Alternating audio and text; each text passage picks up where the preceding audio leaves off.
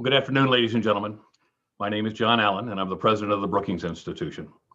And we're so pleased that you could join us today for our event, Reconciling and Healing America.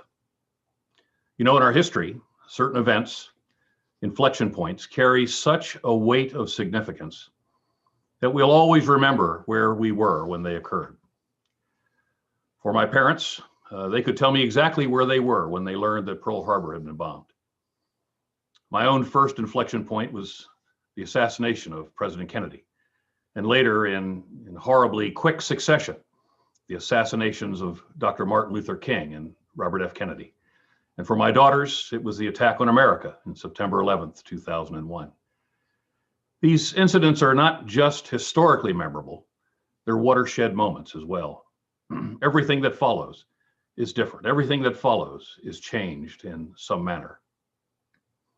Thus it was, on January 6th, 2021, we experienced our most recent point of national inflection. A reckless call to action resulted in the invasion of the US Capitol in an attempt to prevent the Congress from declaring the results of the 2020 presidential election.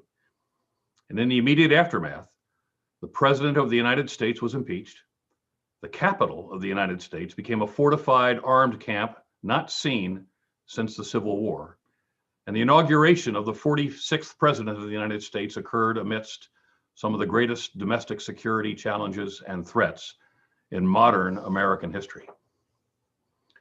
Now, while others will record and analyze the minute details of this dark moment, suffice it to say that every aspect of it pointed to a condition of national division, suspected by many, consciously leveraged by some, and intentionally weaponized by a few.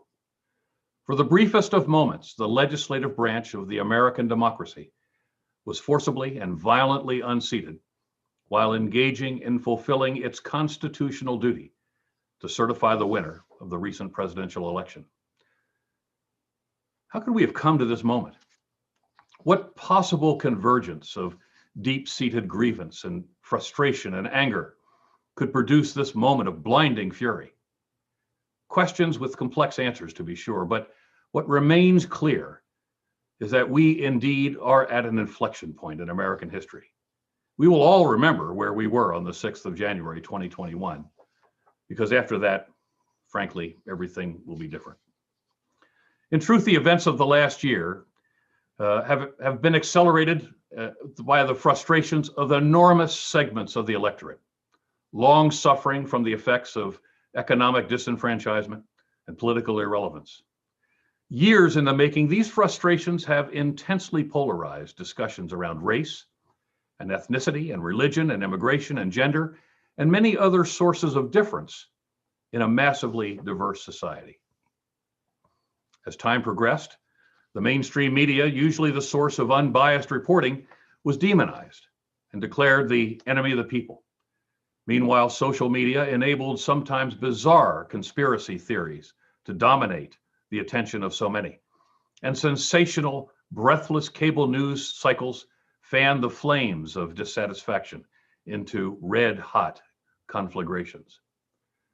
The sides became radicalized, a little at first, but becoming dangerously polarized over time. Mutual respect was replaced by mutual suspicion. With a loss of respect, there then followed quickly the loss of civility and an alarming growth of a genuine sense of enmity, one side for the other. Facts, too, became unmoored from truth, and the basis for constructive dialogue was lost. Political parties further ossified the differences, as fewer and fewer politicians were elected or re-elected based on a willingness to participate in bipartisan legislation than they were to defend the identity politics of their particular side, seemingly at all costs. Interminable, seemingly irreconcilable partisan politics produced extremists among the American people, and they in turn birthed violent extremists. The year 2020 was thus the year the match was thrown. This most recent breakdown began first with the COVID-19 pandemic, which in turn fostered the near collapse of the US and global economies. These twin disasters accelerated and exacerbated the misery of many Americans already badly beset by their socio-economic conditions. The response to this pandemic was in turn politicized. And in so doing, it too further polarized and made infinitely more difficult the American pandemic response more broadly. What followed was the alienation of a major segment of the Americans from actively participating in relief efforts and from trusting whatsoever in the word of their government. Tens of millions may still refuse to be vaccinated. This resulted in an ongoing, yet truly horrific and nearly unimaginable outcome. Hundreds of thousands dead, millions infected, and the economy on the edge and more unequal and unfair than ever, especially for frontline workers, many of whom are persons of color, women, or lower wage individuals. And yet the stark reality is that tens of millions of Americans have a very different, dare I say, very different alternative view and perspective on these seemingly shared events and challenges when compared to their counterparts on the other side of the political spectrum. Those years of pent-up differences and finally playing out during the campaign and in the 2020 presidential election, conducted during the darkest moments of the global pandemic, was what ultimately was the fire that was lit by the match thrown in 2020. The election saw more Americans vote than ever before, and both candidates surpassed the previous record for the most votes ever received in the history of American elections. And yet soon after, on 6 January, Americans were staring into the abyss of a failed state. And while no one will ever forget where he or she might have been at that moment of the near failure of the American experiment, most Americans are now deeply concerned with how we as a people and the United States as a nation can step back from the edge of this abyss and begin the national reconciliation and the healing vital to the future of America. Here then is the true purpose of why we have gathered here today. Vitally, we as fellow Americans must begin to chart a path towards national reconciliation and reunification, and we must do so now. And it must be a conscious national decision. We have to arrest the downward spiral of the loss of respect and civility and the immobilizing polarization of American politics. Efforts will have to begin first with the intentional public embrace of true healing and reconciliation, not just by the new president, but by the Congress, to include an announcement of a national summit on reconciliation, an open and honest discussion about what reconciliation objectives can actually entail and ultimately achieve. Words like respect and civility need once again to find their way into our daily lexicon, just as bipartisanship must again become a political objective, not a sign of political capitulation or appeasement or shame. There's no hope for the American experience otherwise. While it may well be the most patriotic thing that one can do to pressure your national government when it's going astray, that's a very different argument than actively undermining its success by confusing nationalism with patriotism. Thus, the immense responsibility placed on our elected officials at all levels to take up the mantle of responsible leadership, to hold up our higher principles, not our worst impulses. This cannot be overstated. Now, there will be some in society who will have no interest in reconciliation at all. Their wounds are too fresh. Their hatreds are too deep. And the process for healing will take too long. But it has to begin.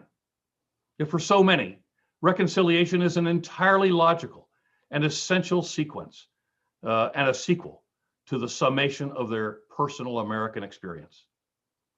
With that in mind, we must do what many nations and peoples have done around the world during moments like these. We have to listen. Listen first to the pains and the struggles of those on the other side. Identify pathways for shared understanding and national reconciliation with those who are willing. Our national pain was long in the building, and so it can't be remediated in a very short time.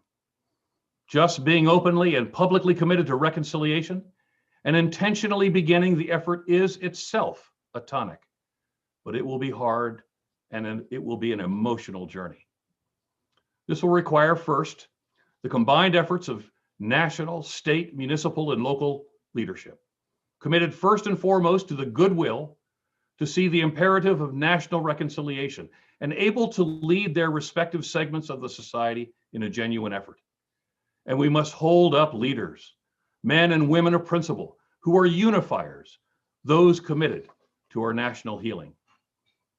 Second, it will require patience and persistence and endurance and the vision to see that even with the seemingly insurmountable differences in American society today, there still remains far more that unites us than divides us, and that capitalizing on these common interests and these values is the best way to find a means of addressing the painful and divisive matters that we face every day in this country.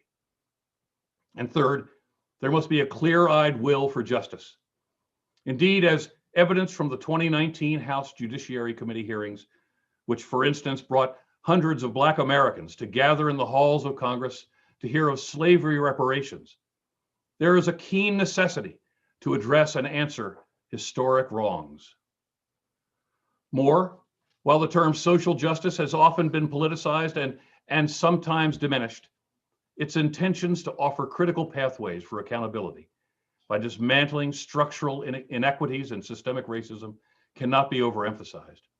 We must not forget the importance of accountability on the road to reconciliation, for indeed, peace and justice are inextricably linked. In closing, on the matters of reconciliation, President Abraham Lincoln is frequently quoted these days, and well, he should be.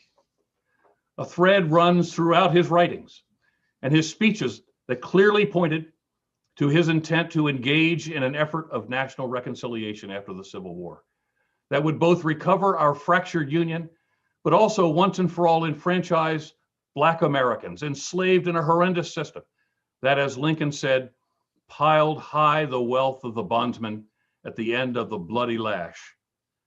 Tragically, while shot and shell took the lives of hundreds of thousands of Americans during the Civil War, the cruelest single bullet of that conflict was the one that took the life of Abraham Lincoln.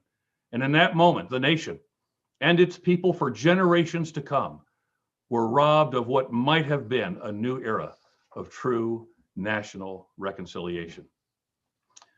So in his all too brief second inaugural address, we not only gain a glimpse into the mind of this great healer, but we can also find the basis to live a resolute dedication reflected in his words, even as we embark on our own necessity and our own journey on national healing and reconciliation. Let me quote from that inaugural address. For he said, "Fondly do we hope, fervently do we pray, that this mighty scourge of war may speedily pass away. Yet if God wills that it continue until all of the wealth piled by the bondsman, 200 years of unrequited toil shall be sunk, and until every drop of blood with the lash shall be paid by another with the drawn sword. And as with 3,000 years ago, so still must it be said that the judgments of the Lord are true and righteous altogether, with malice towards none, with charity for all, with the firmness in the right, as God gives us to see it. Let us strive to finish the work we are in, to bind up our nation's wounds, to care for him and who shall have borne the battle, and for his widow and orphan, to do all which we may achieve and cherish a just and lasting peace among ourselves and among all nations, a just and lasting peace among ourselves and with all nations," unquote. So for the sake of those who've come before, and for those fellow Americans searching for a better future today, national reconciliation is the only way we can truly safeguard this nation, both as an idea enshrined in the light of the Constitution and as a country reflected in the eyes of our children. A country for all of us to enjoy as one people, dedicated to the sacred proposition that all individuals are created equal. So let me close by offering a word of thanks to our donors for this effort, Carrie and Michael Sachs and John Canning, but especially our lead donor, Brookings trustee David Weinberg, whom we have to thank for making this event and this new paper a reality. It was his leadership and his support which truly helped to catalyze our work in this area. Thank you, David. So with that, turning to today's events, I'm very pleased to welcome Speaker Joe Straus as our first guest. Speaker Straus served as the Speaker of the Texas House of Representatives from 2009 until 2019. He was the first Speaker of the House from San Antonio in a century, and he's the longest serving Republican Speaker in Texas history. He's also a member of the Brookings family as a member of the Board of Trustees. We'll speak for about 25 minutes or so, and then we'll turn the floor over to Darrell West, our Vice President for Governance Studies, who will begin the first panel. And a final housekeeping note, we're live, very much live today, and we're on the record. And viewers can submit their questions for us by emailing to events@brookings.edu. That's events@brookings.edu, or by tweeting @BrookingsInst. So with that, Speaker Straus, let me welcome you to today's event, sir. Thank you. Thank you. Good to be here. Thank you for the invitation to join today, and thanks for that most powerful introduction to today's event. Thank you. Thanks to Brookings for convening on what is the most critical issue facing our country on a momentous day, a timely day, with the U.S. Senate convening for the second impeachment trial of former President Trump. Indeed, as we speak, you and I, this moment, that process is unfolding. Sir, as you have watched the political environment unfold over the last several years, in your view, what are some of the principal causal factors for what has divided us, as we have seen so vividly among Americans, that we can be alive to these challenges and ultimately be part of the solution? What have you seen that are the causal factors? Well, in the political world where I come from, I think the first reason there's so much political partisan divide is because there's an incentive to be harshly partisan, to be 100% divided, one tribe or the other.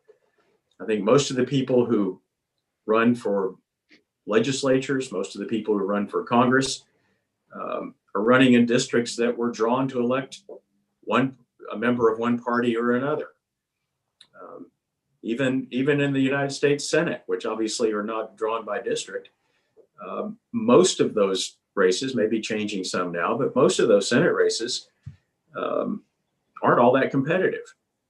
And I think it's a product of this system that two of the most recognizable laws that were passed in the last 10 or 12 years, the Affordable Care Act in 2010, the major tax bill, the tax cuts that were passed in 2017, both of those monumental laws were passed without a single vote from either party. And I think that is a poisonous way to legislate. And it's a way to it's not a way to promote laws that will likely be longstanding. Our leaders clearly have struggled to find bipartisan agreement on the biggest issues facing our country. And most of the people in our legislatures and most members of Congress have a lot more to fear in losing a primary election than they do facing someone from the other party in a general election. For instance, when I ran for re-election and to the Texas legislature, every 2 years, I most of the time was faced with well-funded primary opponents. And the major beef against me, time and time again, was that I wasn't sufficiently partisan. I wasn't conservative enough. I was too conciliatory to the minority party. Now, fortunately, those arguments weren't very effective here where I live. And in most cases, I never even had a Democrat opponent in November. But there's a cautionary tale to all of this. And just in the little micro example of where I live, the last time I ran for office was 2016.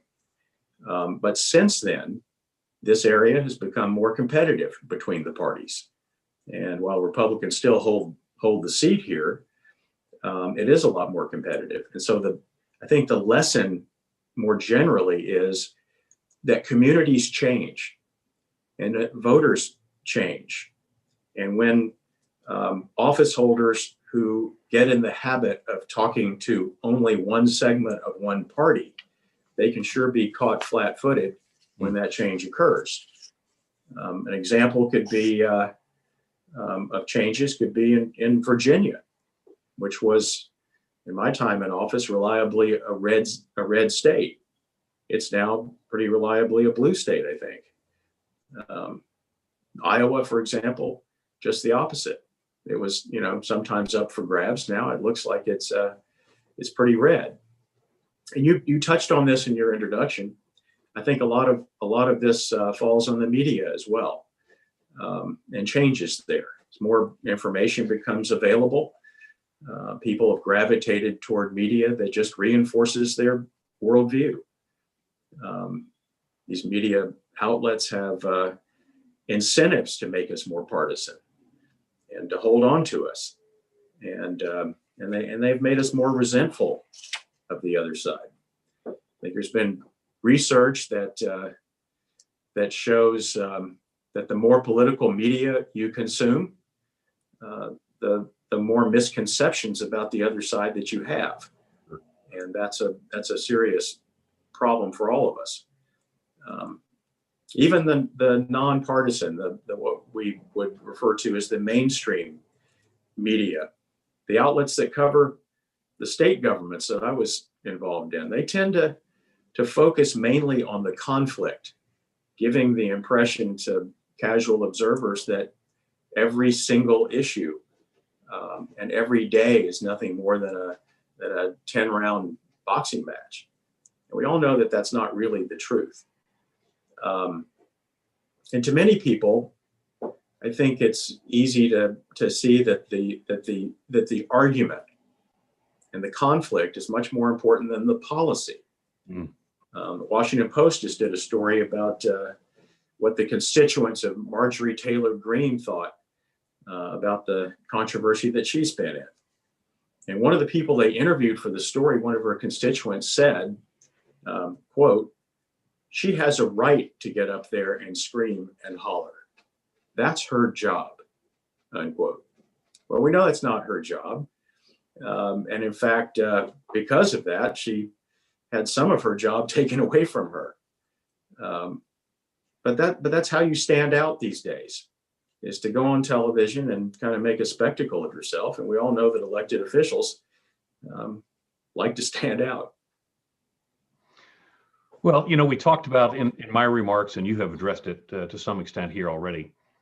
It almost doesn't make any difference, although it's important, that the issues of a commitment to reconciliation and healing be embraced at the national level. But as we know, the reach beyond the Beltway, often of Washington, is quite limited, especially on philosophical or moral issues. So for us, in many respects, we think that this is going to end up being, in many respects, the issue for states and local government.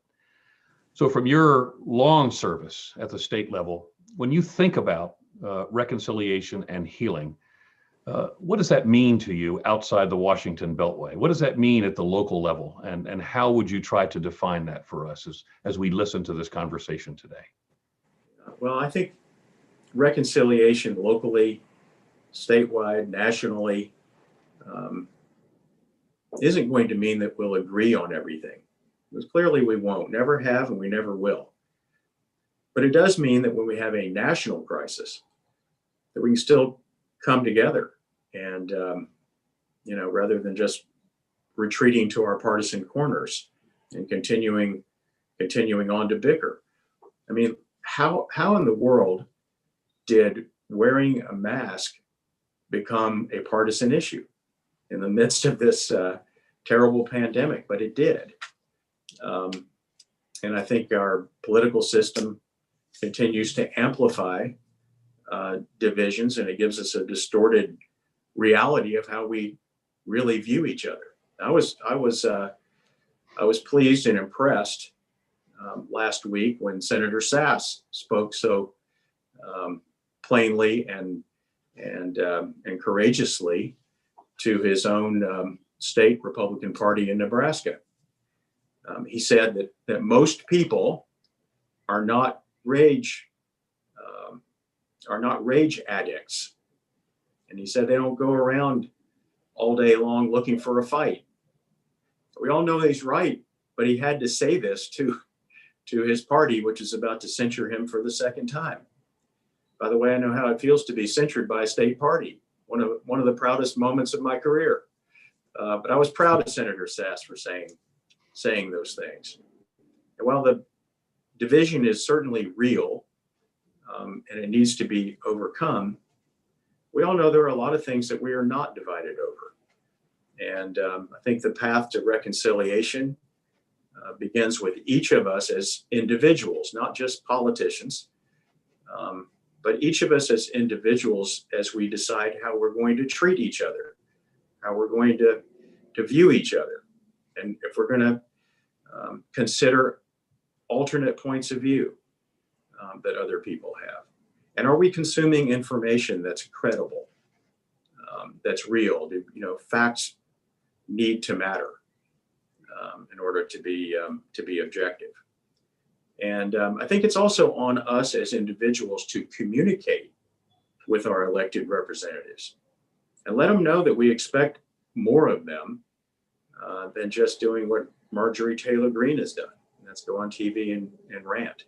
So I think reconciliation is possible. I think reconciliation will happen.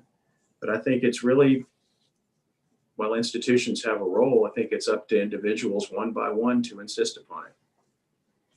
At the state level then, sir, if you were asked to begin to offer prescriptions on how, not how it'll end up, because we don't know how it'll end up. We hope we know how it'll end up, but how do we start the process? How do we begin to grapple with this? Because just starting it is a huge step in the right direction, being committed to it. How do we get started? I think by insisting on a sense of fair play and making sure that we're reaching out to others, whether they have the voting strength or not, but reaching out and including people of different points of view, making sure that rules that should be built for fairness are enforced for fairness. And it goes beyond the political to the judicial system and just a sense of justice. Very importantly, beyond, and we often, as we begin the conversation about this, we look immediately to our elected representatives who have an important role to set the example and, of course, be advocates. There are so many other individuals, as you said, we have to do this one person at a time, but there's so many other really important and influential individuals in our societies. Could you talk about the role of civil society as we might go forward in this process? Yeah, and I think, well, I mentioned the importance and the fundamental importance of individuals addressing the divide and healing. Institutions have a big role to play as well, and individuals obviously are parts of institutions. But as we identify and engage in religious organizations and other institutions that are powerful, Brookings being one, others that promote thought in the country. But if we want to change the core tenets of this poisoned atmosphere, I think it has to. I think we have to have a higher expectation and insistence that we drive toward positive change. Religious institutions, universities, civic groups. I think business organizations have stepped up in a big way because they have to. All of these institutions I just mentioned, they face pressures of their own. And they're not exactly held in the highest esteem as they once were. So they have those challenges. But it's more complex than the elected officials or the civic groups. And we remember, we want to think that 2020's presidential election was, this moment in time when we confronted this issue.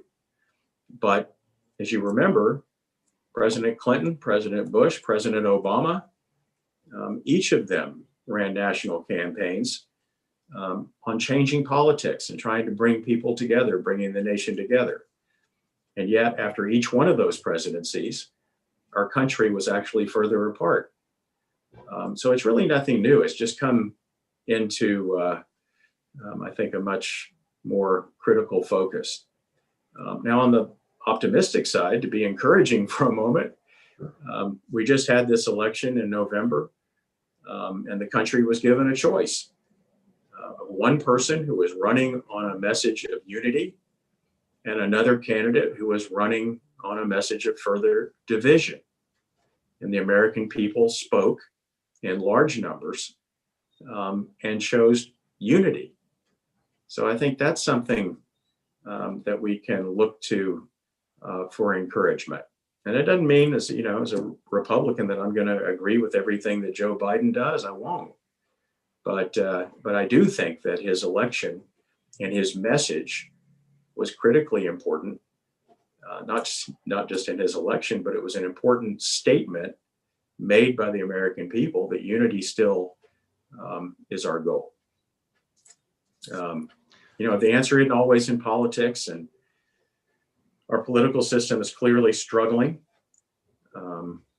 But as I mentioned, the business sector has stepped up, and I've been impressed in the last few years watching the Business Roundtable in particular, and CEOs that are taking really strong positions on social issues of the day. Some of it, I think, is driven by workforces that are demanding change. Some of it probably by customer bases who are demanding change. But I think that's been an important and impactful change in the conversation in our country. And just also to salute Brookings again. And one of the reasons that I was attracted to the Brookings Institution, and one of the reasons I'm so proud to be part of the family now, is that you value a diversity of opinions. And, you celebrate these diverse opinions among your experts. Doesn't mean I'm going to agree with every policy proposal that they put out there, but that doesn't matter, because I know they've been thoughtfully debated, and other points of view have certainly been evaluated in the process. And there's been certainly in the Brookings world, there's a real value on respect and open dialogue. Now, One final. Just one thing I wanted to remember to say today while we have time together. I'm a proud graduate of Vanderbilt University. They have just started a unity project there that John Meacham, former Governor Bill Haslam, and others are involved in.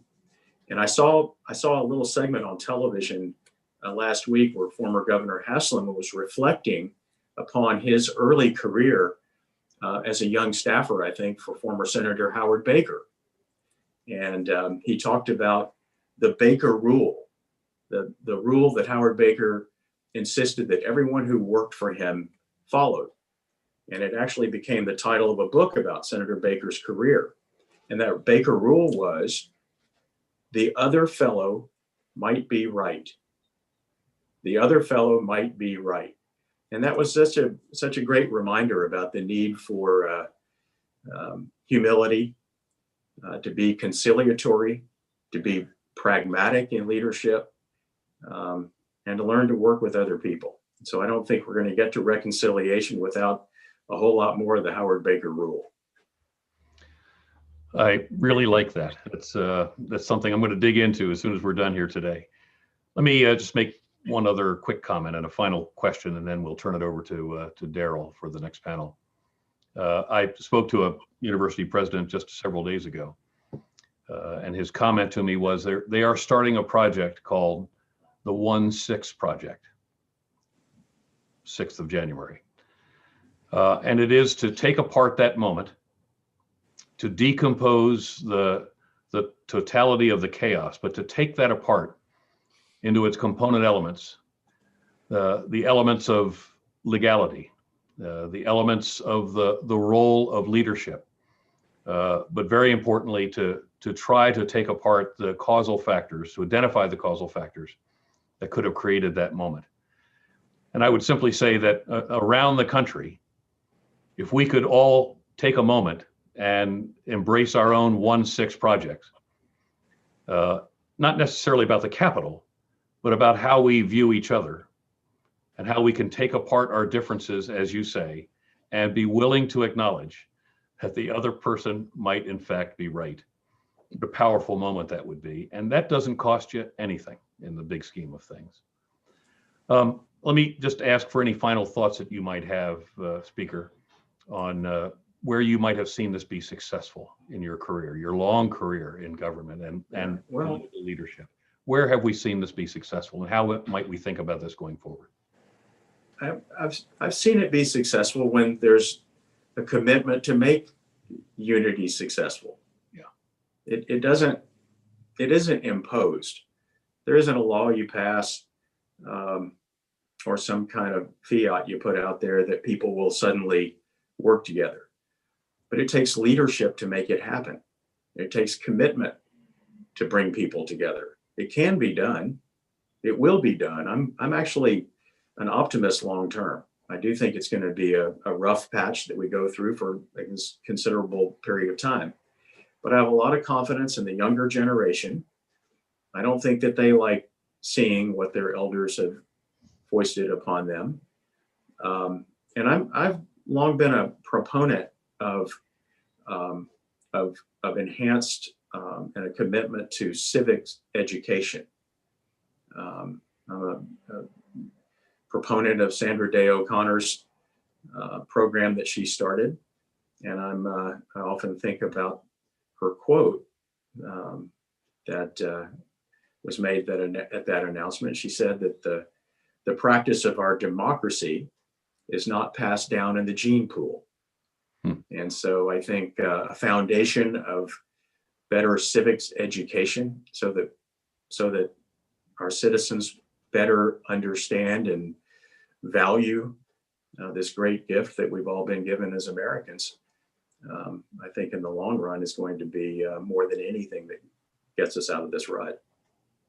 And to your point, and to her point, citizenship is very much a responsibility. It truly is. It's not just what the government can do for you, as we've seen other presidents and great leaders talk about. It is inherently a responsibility. Speaker Strauss, thank you very much for joining us this afternoon. Your perspectives are extraordinarily valuable to us, and we're very grateful that you were able to talk to us about what the state perch would be like in the context of embracing a universal commitment to reconciliation and healing. And I can't thank you enough for your views this afternoon. Thank you, sir. Thank you. Honored to be with you. It's our honor to have you. And let me turn it over, please, now to Daryl, and we can begin the next panel.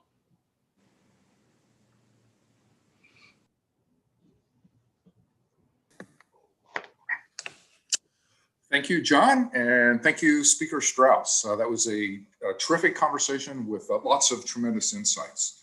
And I think it's a great way to kick off our discussion of ways to reconcile and heal America. We live in a time of major challenges. Just in the last few months, we've gone through an election, an insurrection, and a new administration. And as both John and Speaker Strauss have pointed out, we've seen several rather unprecedented activities: a high level of political polarization, a loss of trust and confidence in government, a tendency to treat opponents as enemies. Yet, this period also could become a major learning moment for the United States. I think it provides a time to reflect on how we got to this point in time and what we can do to heal the nation. And I actually am optimistic about our ability to make progress on these important issues. Yesterday, John Allen and I wrote some thoughts on these crucial topics. You can read our ideas at brookings.edu. We made several key points. One is America is at a crucial point in its political history. we've seen the rise of polarization, and we need to determine how to deal with our divided views. In 2019, I wrote a book entitled Divided Politics, which traced America's 40-year history from Reagan to Trump and noted the intensification of political sentiments and social divisions during the course of this time period. But the book also presented a personal memoir because I live in a divided family where my two sisters are Trump supporters and my brother and I are not. So for me, this is both a professional and a personal interest. One of the conclusions I reached both in that book as well as in the paper on reconciliation and healing that we just published is the need to understand the root causes of polarization. And in my view, this includes income inequality and the loss of economic opportunity, which is an issue for many people across the country, the geographic disparities that we are seeing, where a lot of the economic activity and the job growth is taking place on the East Coast and the West Coast and a few metropolitan areas in between, but there are large parts of America that are being left behind. Systemic racism and our need to confront our history and the current realities in that area. As John mentioned, the loss of respect for one another, and then the problems of social media and digital technology that allow fake news and misinformation to flourish and political divisions to rise dramatically. And so in the paper that we published yesterday, I argue we cannot deal with our divisions unless we go to those root causes. We need policies that promote economic opportunity, that address systemic racism, that reform the political system, and reduce the power of misinformation. To help us understand these problems and possible remedies, we're delighted to have three distinguished experts with us. Elaine Kmark is a senior fellow in governance studies and director of the Center for Effective Public Management. Camille Bousset is a senior fellow in governance studies and director of our initiative on race, prosperity, and inclusion. And Carol Graham is the Leo Pozwalski Senior Fellow in Global Economy and Development. And if you have questions for our panelists, you can email them to events@brookings.edu, or tweet at Brookings INST. That's Brookings INST. So I want to start with Elaine. So in our work in governance studies, we talked a lot about divided America. What do you see as the major sources of our current political divisions? Well, thank you, Daryl, and it's a pleasure to be here with my colleagues today. Let me pose, there's a problem here understanding this, and I think the sources are twofold, and unwrapping them is going to be difficult. Clearly, there are two economies in America.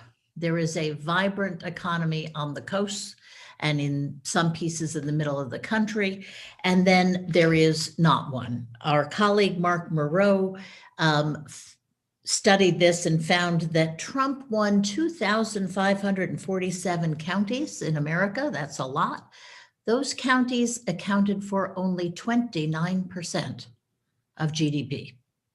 Joe Biden won 509 counties, and those counties accounted for 71% of GDP.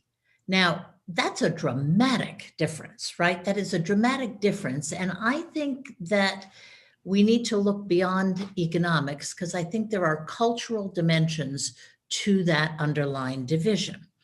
In addition, there is a structural problem, which is that these two economies exist in a political system where we are defined by the Electoral College and the United States Senate.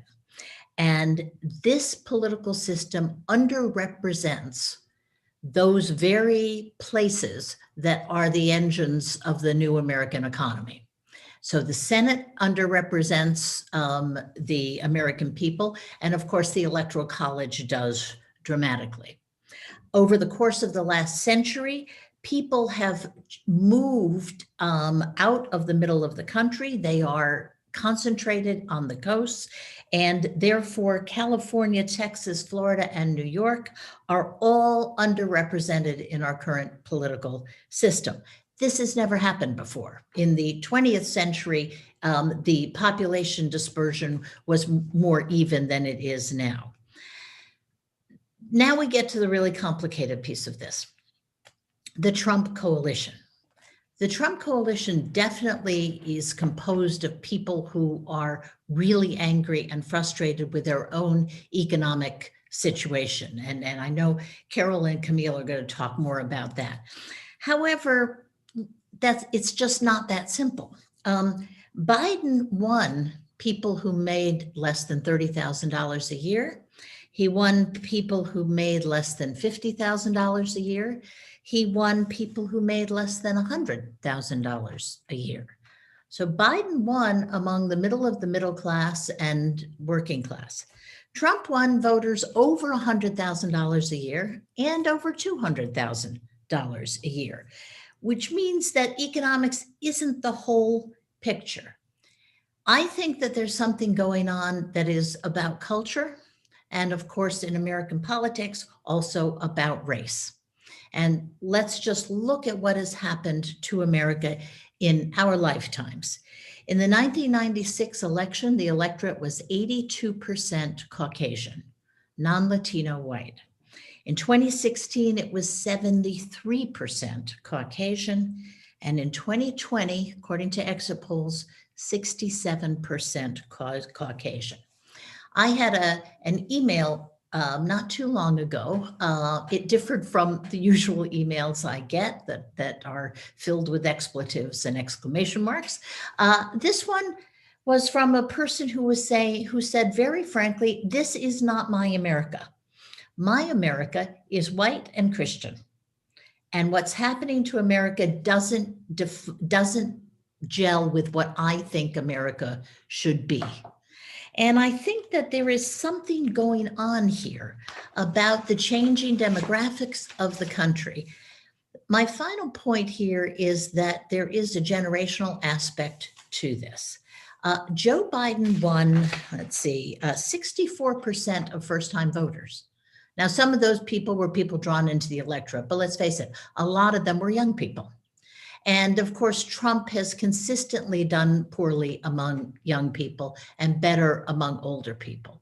So that says to me that there is something cultural in addition to the economic divides that are going on. And I'm sure we'll talk about what can be done about it, but I want to point out this difficulty because it also makes it difficult to figure out what to do about this. So with that, I'll stop for a moment at least.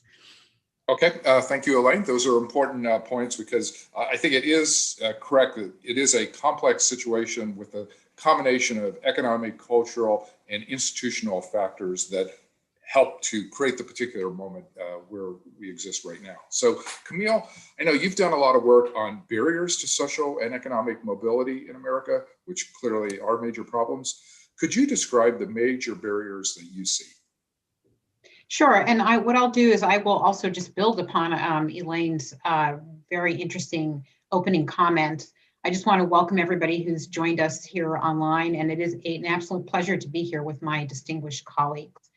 I think a good place to start, Daryl, is just to acknowledge, when we talk about reconciliation, is just to acknowledge that we may all have very different experiences living in the US, but that our aspirations are remarkably similar. And I think we all want to do well, and more importantly, we all want our children to do well. I think the US democracy was originally conceived as a political system driven by white male landowners. We have departed from that, but maybe not as significantly as we think. The U.S. has been uneven, I think, in its successful political integration of anyone who is not, land-owning white male, and we've had a lot of fits and starts there. And we have variously welcomed and then disparaged waves of immigrants who've arrived on our shores. We have been particularly, I would say, unsuccessful in recognizing and upholding the human dignity of our Indigenous Americans and the enslaved Africans and later their descendants who also arrived on our shores rather unwillingly. So racism remains endemic in the country, and it is, in my view, the greatest barrier to our success as a country and as a democracy. And where this has left us is at a point where we have very significant gaps in our opportunity structures. As we all know, a yawning racial wealth gap that is mirrored by very low employment rates among Blacks and Black and Native American men in particular, disproportionately high rates of police brutality experienced by these same groups of men, and similarly disproportionately high maternal mortality rates for Black and Native American women. And now, just as we know with COVID, disproportionately high rates of COVID-19 infection and mortality rate among Blacks, Latinos, and Native Americans. And so I think we've done a very poor job of acknowledging and addressing racism. And I think that is that's a fact that we're going to have to deal with when we think about reconciliation. And as Elaine has noted, we are increasingly a diverse America, and with over 50% of kids under 10 now being children of color, I think we're going to be forced to focus not only on reconciliation in a political sense, but also on how we craft a democracy that comprehends and empowers a multi-ethnic, multilingual, and multiracial polity. And I'm going to stop there for my introductory remarks, but happy to engage in a very vibrant conversation as we move forward. I like that phrase, gaps in opportunity structure. So certainly that is a major problem. And if anything, COVID has accentuated those problems, because we see problems in terms of digital access. We certainly already have seen the COVID numbers that African Americans are more likely to get COVID and to be hospitalized and then to die from COVID. And then the latest issue is in vaccination rates, where whites are being vaccinated at much higher rates than either African Americans or Latinos. So we do need to get a handle on those types of issues. So Carol, you've done considerable work on the geography of despair and the loss of hope among some parts of our society. So can you tell us a little bit about how you see these issues? Thanks, Daryl. And also to my colleagues, it's a pleasure to participate on this with you. I always learn a lot from all three of you. So and back to Daryl's question, indeed, we have a crisis of despair in this country. And it's a health crisis, but it goes beyond that. It's inhibiting our economic recovery, and will continue to do so unless we address it. And it's also part of our politics. So let me say a little bit more about it. So it's been around for a while, probably 20 years or so. I think the despair began particularly among less than college educated white men. And we only noticed it for the first time when Trump was elected, that there were these very frustrated whites, primarily, but not only, with less than college educations, that seemed to be very angry, very frustrated. And over the course of the past 4 years, we've learned more about this group than we ever expected to.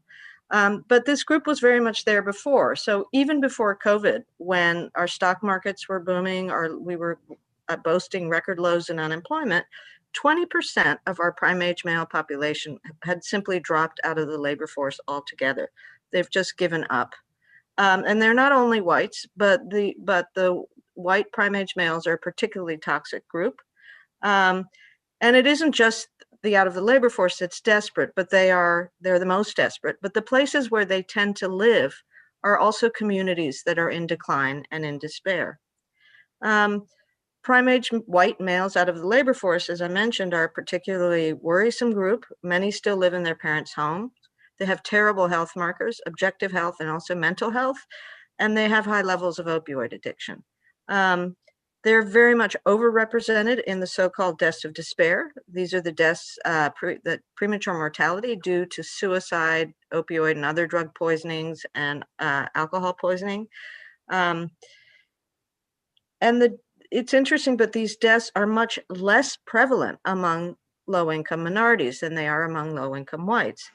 And indeed, before we found out about the deaths of despair, a finding that initially puzzled me, but I've learned a lot about, and still holds very strong even during COVID, is that low-income minorities are much more optimistic and resilient and report higher levels of hope and lower levels of stress than do low-income whites.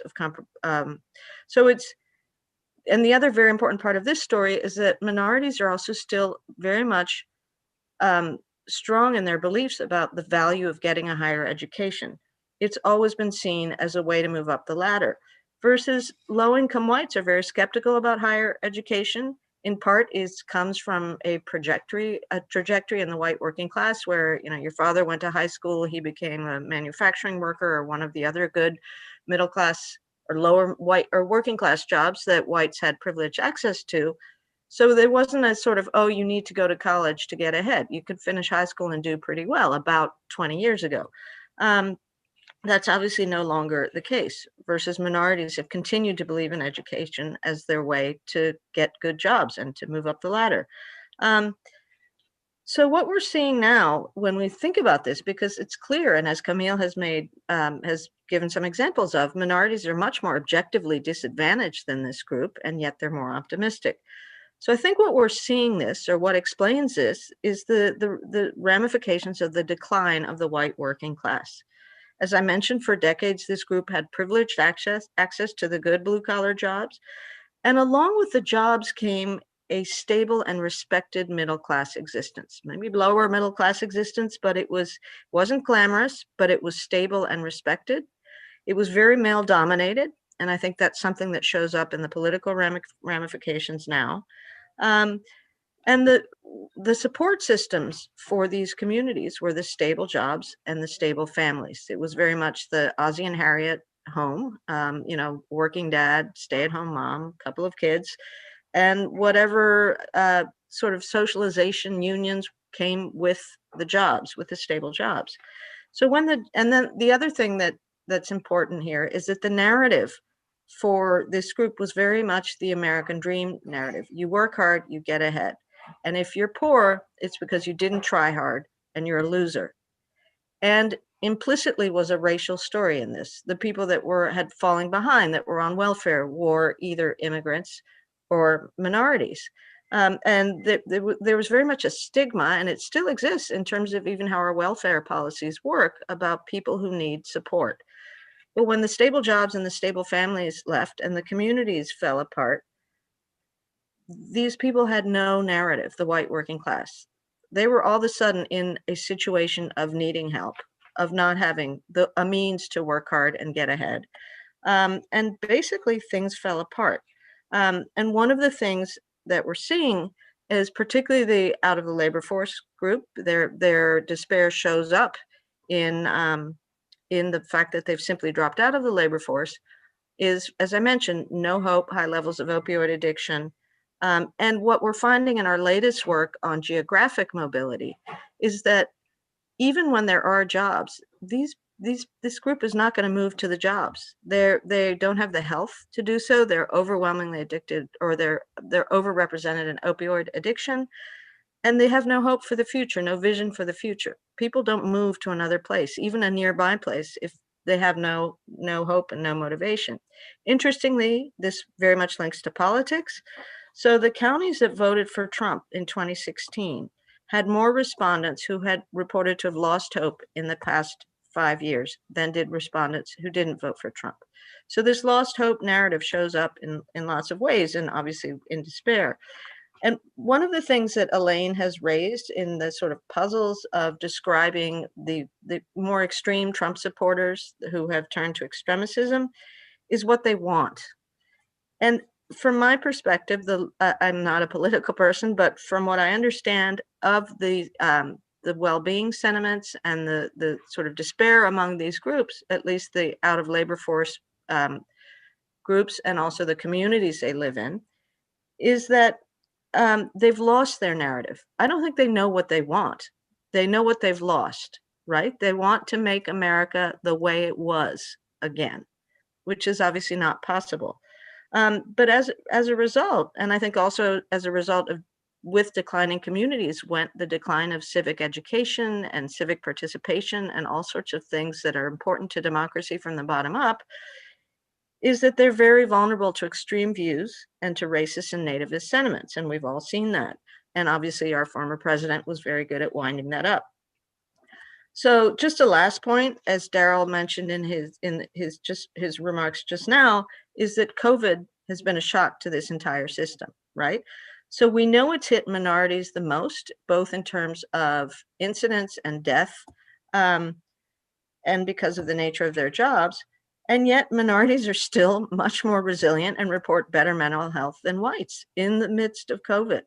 And what we're seeing, I've talked a lot about these deaths of despair, is we're seeing when we compare 2018 and 2019 averages to 2020 is a doubling of overdoses and related deaths, an increase in suicides, and a doubling of mental and behavioral health reports. And again, these are not only among whites. That's a simplistic story, but they're predominantly among whites. So the same group has also been very much affected by COVID, more in almost a psychological sense, while minorities have had the actual effects be worse. But that's creating an additional problem and has made our crisis of despair worse. And hopefully I'll have time to suggest some potential solutions in the next round. Those are interesting contrasts just in terms of the variations in levels of hope and how that plays out politically. So Elaine, I want to come back to a point you made in your opening remark about the cultural aspect of this, because we have talked a lot about the economic dimension, the geographic disparities, but you mentioned, and our colleague Belle Sawhill also has written eloquently on this point, that there's a cultural aspect of this as well that actually goes beyond the raw economics itself. Can you tell us about the cultural dimension and how you believe it has contributed to the political divisions and why it is a particular problem?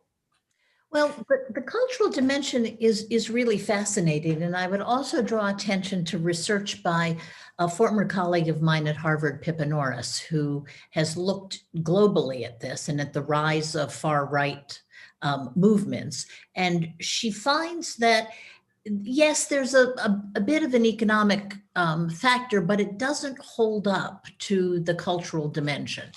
And mostly what that cultural dimension is a fear of the other, okay, of strangers, of people of color, people who speak different languages, who come from different countries other than Western European countries. Now, this isn't new in American history. I mean, there was a period of time when if you were Italian, you were strange and somebody to be feared. Okay, so that's only 100 and some years ago. So this has always been with us. I think what's happened now is there's an added element now is people of color, and that so there's a racist dimension to this that is more difficult to deal with. The other thing I think that's happened is that this surprised a lot of people. When we talk about the demographics in the United States, the people of color, sort of all grouped together, are younger than everybody else. There is a definite generational divide here. And so you have among younger people a lot greater acceptance of people of color. You have a lot greater acceptance of women in the workplace. You have a lot greater acceptance of different lifestyles, right? LGBTQ plus, I can't even keep track of all the variations there. I mean, you just have a lot of more acceptance among this younger generation than you do among older people. And this has borne itself out. Trump has consistently done better among older people than younger people, both in his elections, but also just in his approval ratings throughout his presidency. So there seems to be a fear factor here that I'm not sure is particularly new in American society, but definitely has generational aspects. What Pippa Norris found when she used these mammoth world attitude studies is that was actually replicated in other countries around the world who'd seen the rise of far right movements, that they were older, they were rural, and that what motivated them was not so much a policy agenda, but a generic fear of the other and a sense that Germany was no longer Germany, that France was no longer France, that Italy was no longer Italy, and of course that America is no longer American. And I think there's something to that. The problem, of course, which we can get to, is it's a little bit hard to figure out what you do about that, right? Other than try to engage people in a dialogue. We will certainly come back to that remedy question in a minute. But Camille, I want to follow up on a point you made in your opening remarks, where you talk about the possible difficulties democracies have in this transition that America is going through now to a multiracial and multicultural society. So what do you mean by that? How does that play into political divisions and some of the hyper polarization that we're seeing these days? Yeah, no, thanks very much for that, Daryl. I think, one of the things I would say about that is, as both you and Elaine and several other folks have noted, our original system was really set up to make sure that popular voices were in some ways chaperoned, I think is probably the best way to think about it, right? The Electoral College is kind of a chaperone of the popular vote. Having the Senate kind of set up the way it is sort of a chaperoning of, the way the population is structured. And so we, as constitutionally, we haven't really, with a small c, don't have a structure that really embraces diversity and embraces, kind of the messiness of having just, popular voices empowered in the polity. And so what happens when you have a situation like we have now, which is where you have, so many different kinds of multicultural elements, and you have the rise of the South, which really means the rise of Black Americans in a much more muscular and robust way politically, is that we just don't have a way, we don't have a narrative, we don't have the kind of processes and structures that allow us to be comfortable with a large amount of community engagement without those kind of guardrails, without those kinds of chaperones. And so, what in fact, has happened is that there's been sort of a boomerang, which is to try to curtail that kind of empowerment. So, trying to gut out the enforcement provisions of the Voting Rights Act, trying to suppress votes in other ways, whether there be just, sort of legal ways or trying to encourage people not to vote. So I think that's, we just have a hard time as a polity, we have a hard time accommodating that kind of messiness that comes with a multicultural society, but we need to figure out how to do that. And one of the things that I would say, kind of just moving over to the topic of,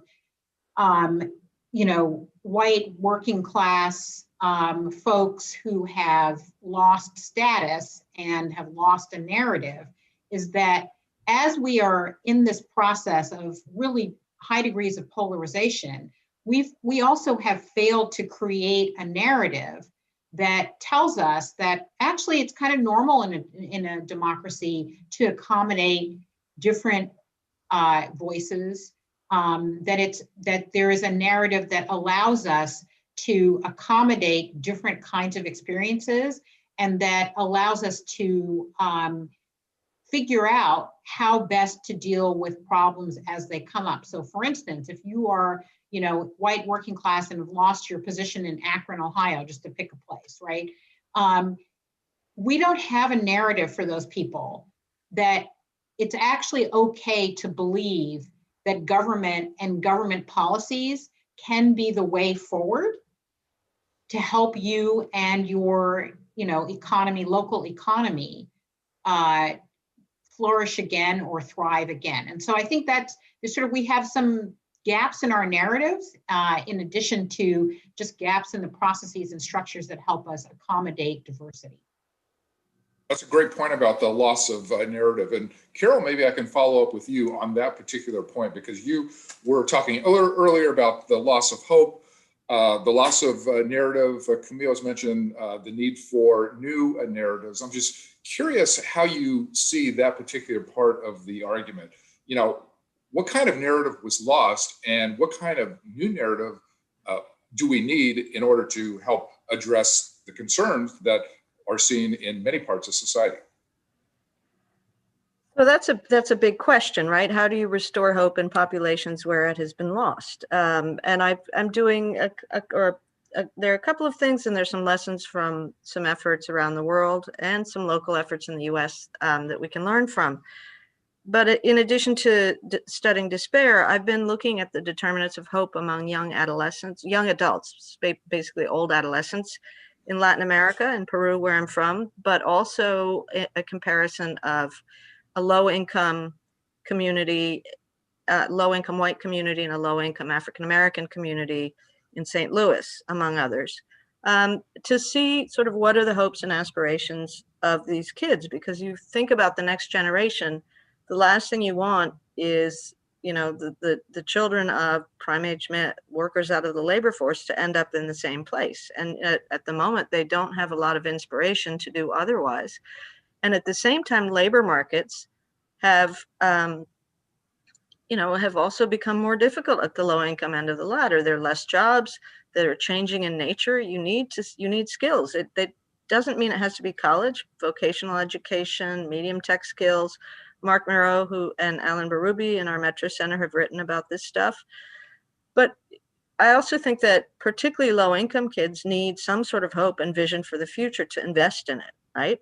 So we find, for example, that I'll stick with the U.S., although the Peru findings are interesting about hope and resilience among very deprived populations. But even among these, at the level of adolescents and young adults, that conditional on graduating high school, which is more difficult for the African-American kids because of objective obstacles, if they graduate, they're much more likely to pursue higher education than are the low-income white kids. So again, that reflects that belief in higher education, which unfortunately, I think for rural or kind of heartland whites in particular, it's become part of the political story, the skepticism of science.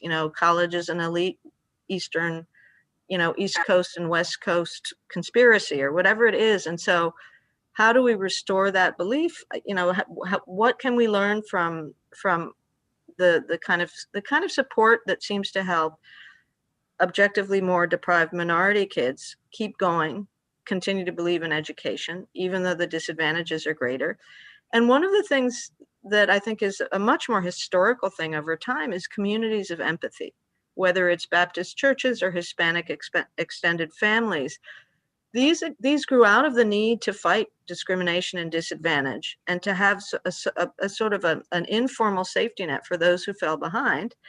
And then I think that's resulted in the importance of mentors, whether it's at the family or community level, that seem to make a big difference to kids maintaining their hope and aspirations and sort of pursuing, education to get ahead, to do better. That's obviously missing in these white cohorts that we're talking about. What sort of, how do you impart that is a big and difficult question, but I don't think it's impossible. And then for older, the people who are not going to go back to work, just being realistic, over 50-year-old prime-age workers out of the labor force with opioid addiction are not going to go get a job now, right? But there are many things we learn from well-being initiatives, both abroad in the UK in particular, a place called What Works Wellbeing that I work closely with, but also in the US. In the city of Santa Monica has been very innovative on this front. The School of Public Health at Louisville, in Louisville, Kentucky, working with the local government, has a whole Center for Creative Place Healing, which involves the public sector, the private sector, the university. And what these efforts do is, as a first step, they get these isolated, despair-filled individuals out of their houses into the community, whether it's providing access to volunteer, access to the arts. There are a whole bunch of simple, very simple interventions that don't cost much.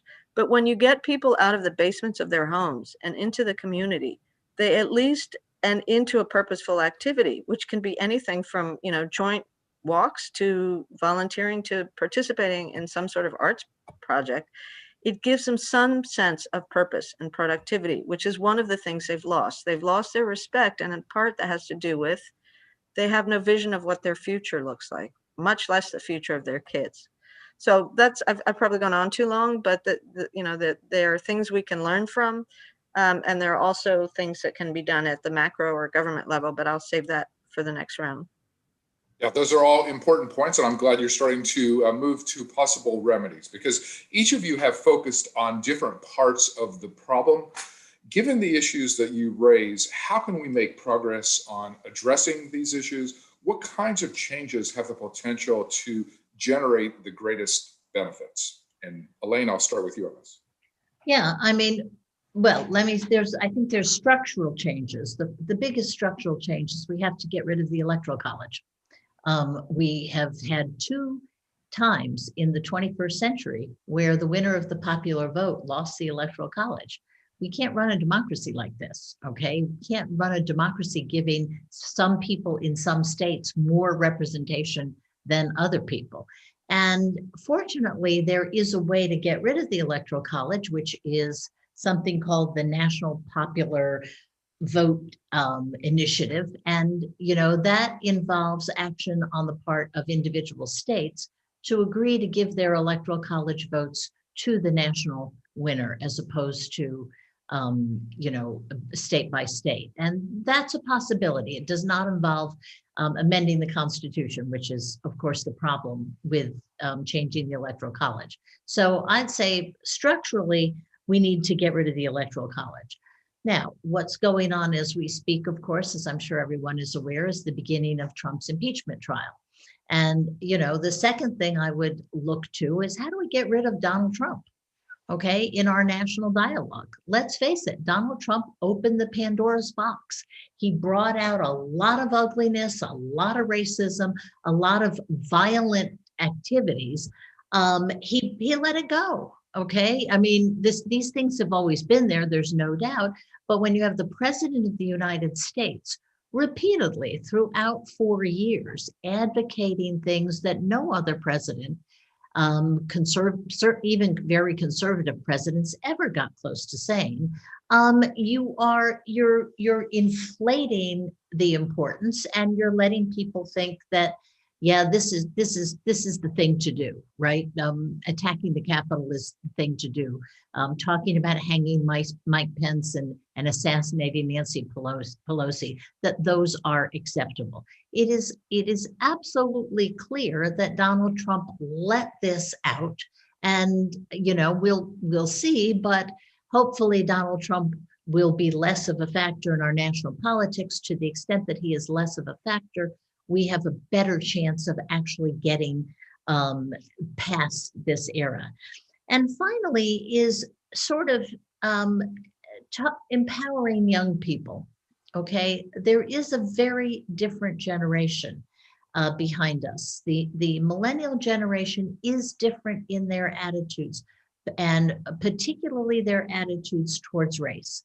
And I think that to the extent that we encourage them to be part of civic life, we encourage them to run for office, as many are beginning to do, we will see this change happening.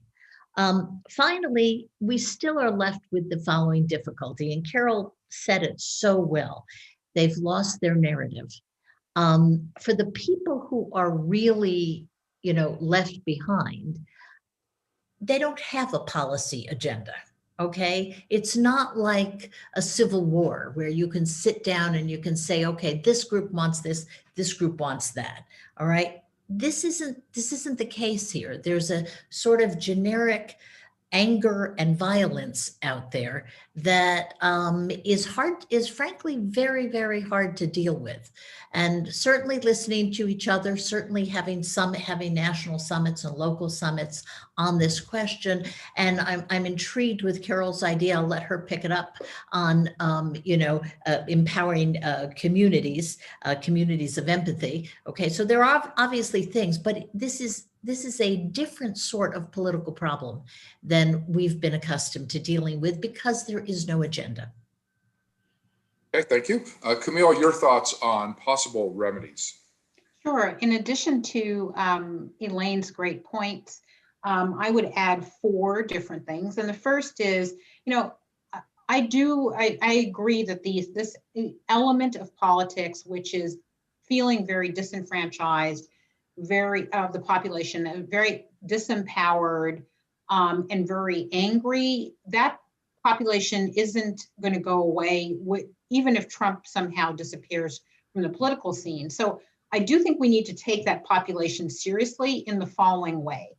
We need to, when we're crafting policies, we need to think about kind of leveraging a national kind of narrative about no one being left behind, right? And so we're going to have a set of policies that really focus on equity and racial equity in particular, and that really needs to be at the forefront of almost everything we do, because that has been that would address long-standing problems.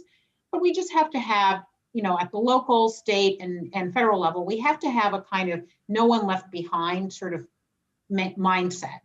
And that will help us be creative around in re-engaging folks who feel left behind, who are not in communities of color. So I think that's going to be very, very important. I think another area where I feel we can have some solutions is we have a narrative about success in the U.S., which is that you do it by yourself, you pull yourself up by your own bootstraps. You're not pulled up by anybody else, but it's an individual effort. And that particularly for white working class folks, that they shouldn't really have to do more than get a high school education. We need to move beyond that. That was true for some people for some time. It's the 21st century. It hasn't been true for a long time.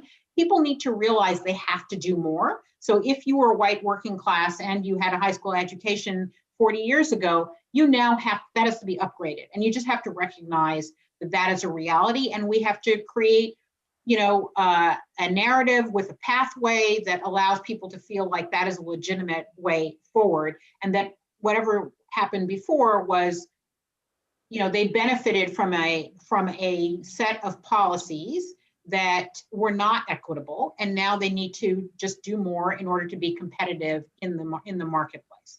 And the final thing that I would say is that when we think about reconciliation is political, but it also is about how we recraft our narrative around the American culture and cultural experiences. And to the degree that we still are in a place that allows extreme police brutality, allows people to die deaths of despair, we have a lot of work to do. And that the fact that we haven't been able to create new realities, new cultural realities, and new narratives around those new realities means we have a lot of work to do at that level before we can construct a more unified polity in general. Interesting. So we need both to create new realities, but then also new narratives about those realities, so people have hope. Carol, coming back to you, your thoughts on possible remedies. And I do like your idea about building what you call communities of empathy. So give us your thoughts on how we can address some of the problems that you identified. Okay. Well, first of all, just to follow up on Camille's point about the individual work ethic, which I also mentioned, and that does very much relate to communities of empathy. One thing that everybody forgets, we always talk about Horatio Alger, this guy that just worked so hard and he became a great entrepreneur, and that's a model for the American dream. Horatio Alger had a benefactor. He had a lot of luck, right, compared to other kids around him. And we forget that a lot, that, in these big sort of success stories, that often people do have luck. That luck could be a mentor, it could be a family member, it could be all sorts of things. But people typically don't just do it on their own. It doesn't mean that individual effort isn't incredibly important. But as I mentioned, when I look at the aspirations of young adults in deprived circumstances, those who have high aspirations, who are pursuing higher education, they all had some sort of mentor. It could have been somebody in their community. It could have been, and and there's also this general sort of community belief in the value of education that very much affects young adults' choices about whether to keep getting educated, invest in their futures or not.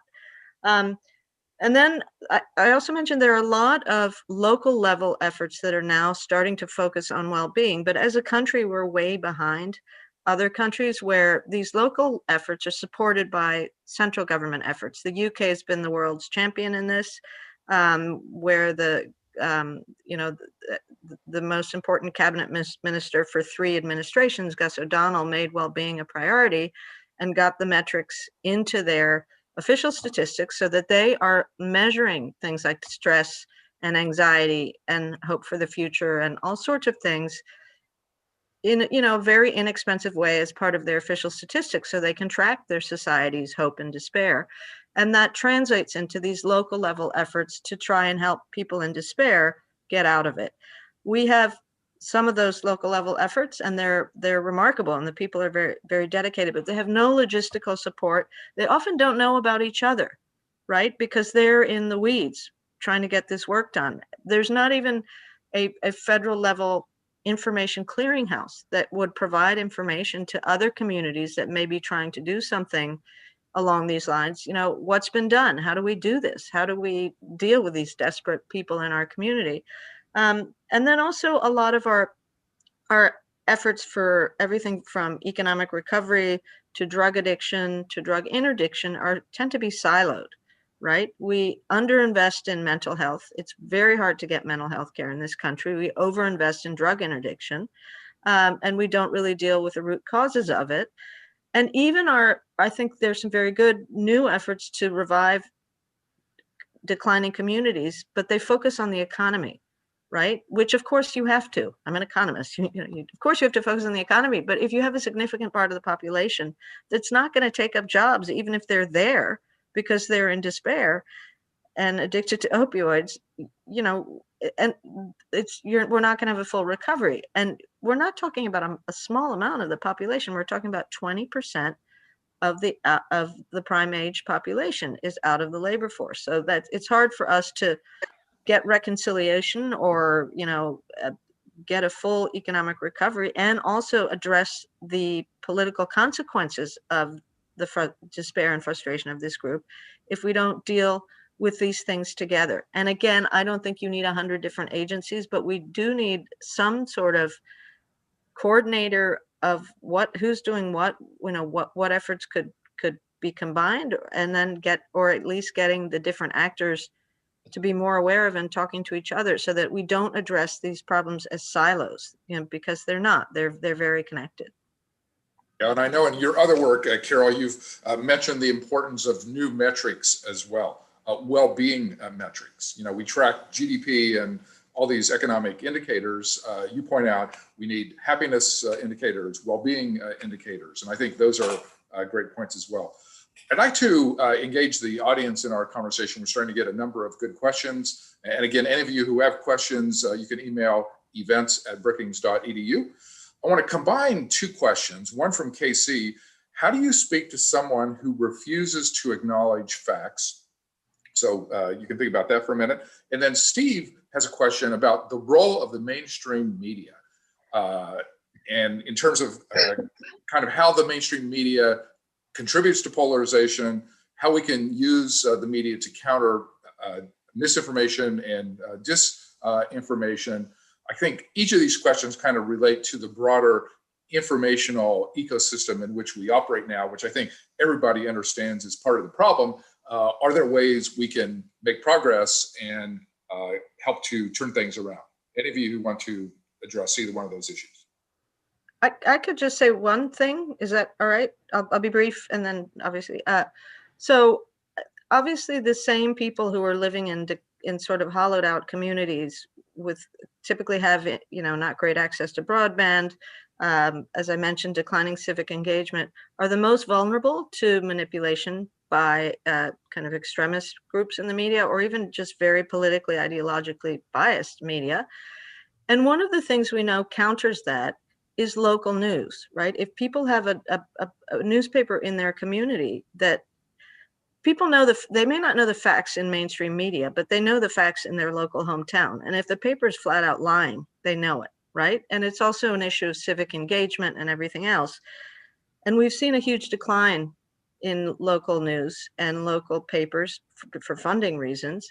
And so I think that's one very simple thing that could certainly use public support that would at the least counter the kind of the messages that are coming from these essentially very distant, unknown sources to places where there's no reality check in other things they read or hear. So that's just my 2 cents. You know, I want to add to Carol's comment about reality checks, and she's absolutely right about local media and the absence of it. Let me give you an example about that. So on January 6th, we had this insurrection at the Capitol. Shortly thereafter, right, 2 weeks plus after, we had an inauguration. Nothing happened. No one came. No one demonstrated, tried to disrupt. Now, obviously, 25,000 National Guard troops went a long way towards discouraging people. But I think that one of the things that happened is that in that interim, you had almost 200 people who were arrested. And all of a sudden, they were forced out of their bubble. Their bubble told them that Donald Trump was the president. He had told them to do this. He had told them that this would be successful and they could go ahead and do this. And then it didn't work, right? They went ahead and the Electoral College elected Joe Biden as was anticipated, even though they had to do it in the middle of the night under heavy guard.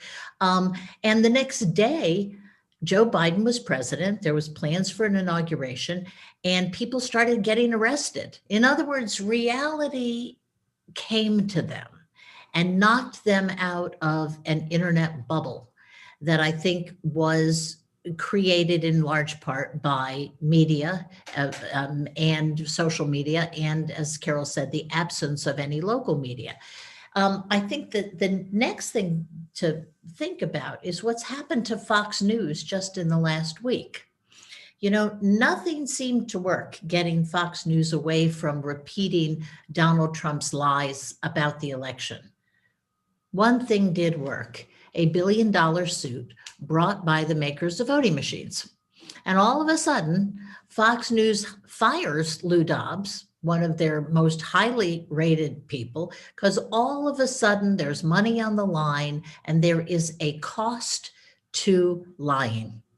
There is accountability. And so I think any way we can increase accountability and have real world consequences to people lying and inciting others to violence, et cetera, I think that's a really important thing to do. I will just jump in here. I know we are short for time, but one thing I will say to bring it down to the level of individuals is that there's a lot of research, my own included, that has been recently conducted that shows that people tend to congregate with people who are exactly like themselves. So the degree of political homogeneity, particularly among white people in the US, is now highly documented. And that's true for a number of other kinds of social networks relative to jobs and opportunities as well, which my own research shows. So that means that if we want to counteract the kinds of narratives we're talking about that are very misleading, that we also have to have policies that allow people to interact who are very, very different. That means having different kinds of residential patterns. It means having schools that are much more racially integrated. It means that kind of free flow of information among communities, which means different kinds of urban planning and transportation and a range of other kinds of policies that help different people find each other. And I would just leave it at that. Okay, I think we have time for one more question. Maria asks a very interesting question that I think combines the pandemic, globalization, and Trumpism. So the specific question is, she says, the pandemic has been tough on people. The previous decades of globalization have created a critical mass of people who have not been doing well. And so her question is, do you think that this polarization will weaken once we get into a semi-normal post-pandemic period, or do we see it leaving a lasting impact on U.S. politics? And I would just add a footnote to her question, which is due to globalization, trade issues, and geographic disparities in economics, does that mean Trumpism is going to outlast Trump himself? I'll take a crack at it. I do think returning to more normal post-COVID will help a little bit. I think the absence of Donald Trump will help a little bit, but I think mostly generational change is going to make the difference. And that is a slow process. I often like to say demography is destiny. It's just that it takes a lot longer than any of us would like. So I think that's really the look into the future. I'm sure we'll have other problems and other things to worry about, but I do see this not going away completely, but I do see this declining with generational change. Camille and/or Carol? I would just add that a few more enlightened policies at the local level will also accelerate that, particularly policies that are focused on those who are the most disenfranchised. Okay, Carol, we'll give you the final word. Ooh, well, I means guess it has to be really, really good. Now that's a lot of pressure in 30 seconds or less, but I'll do my best. I agree with what both Elaine and Camille have said, and very much about the role of the next generation. I have 3 kids between ages 21 and 26, and their attitudes are so different about what is acceptable in the sense of racial discussions, discrimination, against LGBTQ, but it's a general thing. This isn't just my kids. I mean, of course, I think they're special, but it is this generational change and what they expect of society. And I think the experience for them of seeing often having voted for the first time and seeing our democracy almost fail, that's going to make a difference to, I think, how passionate they are and about not being passive about politics. Okay, well, thank you very much. So we're out of time on this session, but I do want to thank Elaine, Camille, and Carol for their thoughtful comments and important insights. Each of them writes regularly on the Brookings website, and you can read their ideas at brookings.edu. Now I would like to turn things over to my colleague, Fiona Hill. She's going to focus on how civil society and community leaders can help the country overcome its divisions. Fiona is the Robert Bosch Senior Fellow in Foreign Policy at Brookings and a scholar in the Center on the United States and Europe. So Fiona, over to you. Thank you so much, Darrell. It's been a really great conversation. I know I've taken a lot of notes from it all, and it's great to be able to now welcome on board 4 other speakers for a conversation for the remainder of our sessions here. We have Daniel Ziblatt, who is a professor at Harvard University and also a senior fellow at the Center for European Studies at Harvard. And Daniel is most recently, among many of his accomplishments, the author of what has become, quite a renowned book, How Democracies Die, which has a lot to say about our current moment, as well as some of the larger trends in Europe, which has been his focus for quite some time. We also have with us Kelly Zvagbo, Kelly Bogail-Zvagbo. I'm very pleased to have her here today as well. Kelly is, I think, just in the process of wrapping up at the University of Southern California and moving a little closer to us. They may already be there, Kelly. It's hard to tell when we're in a virtual world, to the University of William and Mary. But Kelly heads the International Justice Lab, which is an organization looking at many of these topics that we've talked about today, about truth and reconciliation in an international context. Actually has a lot of things to say from experience in other countries, most notably South Africa, but many others that have kind of grappled with how do you restore truth and, in fact, democracy to a society that's gone through a very difficult period. We also have with us Katie Joseph from Interfaith, who is the director there for advocacy and outreach. And Interfaith focuses most directly on the interface between religion and democracy, and also, takes a very broad view about the relations between many different faiths and the way that people's, beliefs and democracy fit together. And there's a lot of work on both the national, federal level and in local and states. And finally, but not least, we have Lynn Heddy from Braver Angels, a group that really works at the grassroots level to try to deal directly with these issues of partisanship and polarization that have been the themes of some of the discussion on the last panel. I'm going to start in that order because there's a sort of a method to our madness here of looking at the whole state of democracy. It's appropriate that Daniel is a doctor, though an academic doctor, to be able to kind of give us a bit of a diagnosis of the patient, which is the United States at this very difficult moment in our history, and then to move on to Kelly to give us a bit of a sense of the international perspective on this, about how do you deal with a moment in which we have to have accountability for some of the actions that have been perpetrated against this backdrop of course, as we've said, of the second impeachment trial of President Trump, which is in many respects an effort at accountability. And then how do you bring different groups into the discussion? I mean, this was what Carol and Camille and Elaine were talking about the different roles for all of us, the agency that we all have as Americans, and that's what Katie and Lynn, both do in their daily lives in terms of the organizations they work with. First of all, to you, Daniel, and I'll weave questions in as we go along. Just as a reminder to anybody who wants to ask a question, you can send us questions at events@brookings.edu or also through Twitter at Brookings INST or Brookings Inst. And those will be sent to me in the Q&A function here, and I'll have to put my glasses to read them as we go along, but I will try to make sure everyone's questions come through.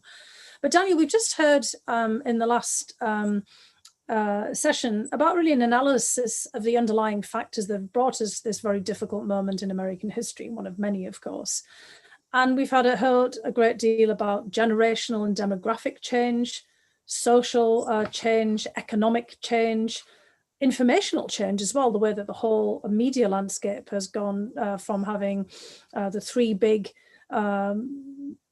network newses, ABC, CBS, and NBC, to now just a proliferation of news and information that's out there, the loss of local newspapers. I was reading recently that 2,000 local newspapers have disappeared just in the last 10 years, for example. So we're all in a very different and very fractured informational space, which means that, our baseline of information that often in democracies rely upon has disappeared. And of course, we've got cultural change, identity change, and geographic change. Not so much the geography of America's change itself, but the geography of opportunity and, the geography of economic prosperity and the geography of employment. All kinds of things have changed. And some demographic factors have played into that as well. And obviously, that's just a sort of a quick overview of some of the issues that were discussed. And you've looked, obviously, at this phenomenon of challenges to democracy in so many settings. What do you see at this particular moment about where we are in the United States? Yeah, thank you. Well, thank you, Fiona, first of all, and it's great to be with all of my co-panelists today. I think that American democracy in a very funny way is facing a deeply paradoxical situation. I mean, it's really actually symbolized, I think, perfectly in the 24 hours of January 5th and January 6th. Because on the one hand, on January 5th, bolstered by high voter turnout, overseen by a Republican governor, Republican Secretary of State, two Democrats, an African-American, a Jewish American, won Senate seats in a very conservative, historically conservative state. So there's a real display on the one hand of kind of bipartisan commitment to the rule of law and the promise of multiracial democracy. So this kind of gets to some of the demographic trends you're talking about. But within 24 hours in Washington, D.C., we saw a violent assault on the Capitol, culminating this 2-month effort to overturn the results of the election, really facilitated by large segments of the Republican Party. You really have here a kind of tale of two cities, or a tale of the kind of two faces of democracy. And I think actually the two events are actually very related, because America's movement towards multiracial democracy which is incredibly promising, has also radicalized elements of the Republican Party, transforming it in certain parts of it, I would say, as an classic anti-system party, the way that political scientists describe parties in the 20th century that don't accept the results of elections, condone violence, use violence to kind of cling on to power. So, usually a functioning democracy should be able to deal with a political party that goes off the rails, because, we have sort of assume that our elections, when you go too far to the extremes, especially in a two-party system, you should moderate and move back to the center. But I think what we see in the United States increasingly, Elaine mentioned this in the last panel a bit, that in a way we have this radical minority, really only a third of the electorate, I would say, but that's protected in a sense by our 18th century counter-majoritarian institutions, the Senate, the Electoral College, the filibuster. And so what this means, rural areas have always been overrepresented in American politics, but really for the first time, because of this growing correlation of population density and party, these institutions have become a crutch for the GOP, really discouraging it from changing course. I mean, it can gain office now without winning majorities. And so it dulls the incentive in a sense to compete. So, ultimately at the end of the day, I think we need to all democratize our democracy. I mean, this means expanding voting rights, making it easier to vote, getting rid of the filibuster, giving statehood to DC and Puerto Rico, even, and I know the steep hill to climb, I would argue getting rid of the Electoral College. I mean, anything that empowers majorities. Amanda Gorman actually at the inauguration, put it so beautifully in which she said, America is not broken, it's just unfinished. And I really agree with this. I mean, our democracy is unfinished, and most democracies around the world, advanced democracies after 1945, Argentina got rid of its Electoral College. Sweden got rid of its upper chamber. Britain weakened the House of Lords, and we still are operating with our institutions that we've inherited from the 18th century. And so I think that the kind of way forward is to democratize our democracy. And so this is obviously a steep hill to climb, but I think the good news is I think there is a way out. Well, that's good to hear, actually. I thought we were going to start off in a real downer of a note there, particularly, with the title of the book, How Democracies Die, which of course also looks at, some of the dire circumstances that emerged in Europe over a long period. Kelly, I mean, you've actually looked at some of the efforts of change in other settings as well, particularly when it comes to sort of accountability for some of the events that really threaten democracy or prevent democracy from improving itself and from evolving. And obviously, there is a huge focus today of all days on the idea of the truth. And can we get at the truth of what happened in certain sets of events? And how can we all move forward from an accounting or a reckoning, particularly today with the events of January 6th, and where we go from here and what we need? And given, the work that you've been doing for so many years, perhaps you could just give us a few observations to get started here. Sure. Thank you so much for having me and for organizing this important set of conversations. I guess to begin, I would say that it's really important when countries have contested or violent political transitions like the one we've had here in the US, that there is a comprehensive and authoritative narrative on the past that is delivered typically by governments. And so in my line of work, transitional justice, I look at how different countries have implemented judicial and non-judicial accountability processes. I've looked at trials, for example, and criminal investigations and prosecutions, which we are seeing ongoing in the aftermath of the Capitol insurrection, but also truth commissions, which are broader in scope and in ambition in terms of helping a society to establish a comprehensive and authoritative truth. And not only just to address the Trump administration, which has recently been replaced by the Biden administration, but also really our a longer history, a history of years, decades, and centuries where we've had a system predicated on the subjugation of non-white people, such that you can have in 2021 a president of the United States calling to action people who whose country has been taken from them and who must therefore seize their country. And so some things that I've seen in other countries, in particular truth commissions, have proved very helpful in establishing key facts, whether that is names and locations, the types of abuses experienced by different people, the acts of political violence themselves, and certainly those who were responsible. And so truth commissions can actually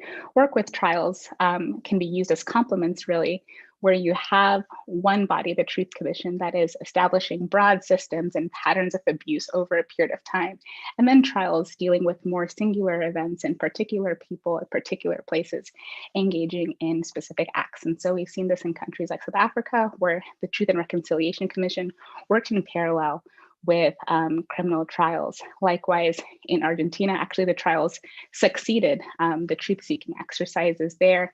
The same thing in countries like Timor-Leste, Guatemala, and others. And so I would really encourage the Biden administration and policymakers at different levels of government, at the federal level, but also the state and city level, to devise different truth-seeking mechanisms that can help them establish an authoritative truth on the past, such that we can move on, right? In America, there's always this this instinct to move on, always forward, forward, forward, without a lot of introspection, without a lot of pausing to look back so that one can advance forward. And so that is something that I would seriously recommend here, and is something that I've written about extensively. There are different truth commissions that are actually ongoing right now, or that have been proposed at the city level in Iowa City, Boston, San Francisco, and many other places. And there are currently 2 proposals actually in Congress, one to address truth, racial healing, and transformation more generally in the US, with a focus on Black and Indigenous Americans. That's been sponsored by Congresswoman Barbara Lee of San Francisco, and a sister bill has been proposed by Senator Cory Booker of New Jersey, and a parallel commission focusing on Native Americans that's been proposed by Deb Haaland, who will now likely be our next Secretary of the Interior, and Senator Elizabeth Warren of Massachusetts in the Senate. And so it'll be interesting to see the traction that these proposals gain at the federal level, but they're absolutely essential to grounding us in a history. And I'll just close this part of my remarks by saying that truth commissions and transitional justice more generally, how states reckon with past violence, human rights violations, and abuse, they're really about limiting the number of lives that can go unchallenged in the public square. And this is a quote or a paraphrase of Ignatius, right? And I think at this particular point in our history, we need to limit the number of lives that can go unchallenged in the public discourse, not only through truth commissions, but through judicial means as well. And something that I've proposed is for, getting a congressional commission that has testimony by those who participated in the big lie, elected officials, and to have them, testify under oath at risk of perjury what they understand to be the truth of the 2020 election, and to hear from them, from their constituents, or for their constituents to hear directly from them what is the truth, I think would be really powerful. That's a very important point, Kelly, and having been a witness myself in a congressional setting, it really is something that weighs very heavily on you to make sure that you can provide the best truth, to put that out there as clearly as possibly can in that moment. So those are very powerful moments. And I think, we can get back to how other countries, Daniel will probably have some, thoughts on this in Europe as well. Obviously Germany, West Germany in particular, went through a whole era of soul searching, as well as educational and also judicial efforts to address the Holocaust. There are many countries where, you can't just lie in the name of freedom of speech, that Holocaust denial is against the law. For example, in Germany, there have been many landmark cases in the United Kingdom on issues like this as well. And I think, as you're saying, we have to kind of grapple there. And lawsuits shouldn't just be the way of doing this, about freedom of speech not meaning the freedom to lie. And I think, Katie, your work here with Interfaith obviously comes into this, because at the essence of most faith-based communities, most churches and synagogues and mosques around the country, is a moral obligation to tell the truth, to your congregations, to the people who, rely on those who are the faith leaders, and, within the community themselves to, have a truthful set of interactions with their other members. So, I mean, this is obviously something that your group grapple with as well, and it's a very important part of the United States democracy in a country where religion means a lot to many people, to be able to have that aspect play out in the democratic setting. I mean, I think it'd be very interesting for everyone to hear about what you're trying to do at Interfaith to really bolster, democracy at this particularly difficult juncture. Sure, thanks, Fiona, and it's great to be with everyone. I think that it's not a surprise to anyone in this conversation that the role of religion and faith conviction is really central to the lives of a lot of Americans. We are known for being a very religious country. About 3 out of every 4 Americans identifies with a particular faith tradition. 1 in 4 doesn't identify with any faith tradition or is agnostic, atheist, or secular. For younger folks, that share is even higher. So as we're thinking about how our country is changing and shifting and how we orient ourselves around questions of the truth and moral conviction, and how we interact with each other, I think that's an important component for us to think about as well. Bearing in mind that incredible diversity of belief and philosophy in the United States, what we do at Interfaith Alliance is work to advance a vision of religious freedom that is inclusive, that is affirming, and to combat the misuse of religion in the public square to cause harm. So as we're thinking about and reflecting on the events that we saw on January 6th, we saw one example of what faith can mean in the public square in a really dangerous way. On the 6th and the days leading up to it, there were rallies on the mall. There was a large cross that was erected outside the Capitol. There were flags that were flown invoking, "In Jesus' name, we perpetuate this action," kind of bridging both religious identity and national identity in a way to justify the actions that were taking place in a very anti-democratic type of action. At the same time, another example of what we see faith looking like in public life taking place in exactly the same place just a few months ago before that, I had the honor of participating in a March with the Poor People's Campaign, which is a fusion movement that brings together faith leaders and civil leaders to overcome poverty and to move us forward in an inclusive way across race and economic and religious lines. So to recenter us around questions of moral guidance and affirming the human worth and dignity of all people. We came together to call on the Senate to pass comprehensive COVID relief.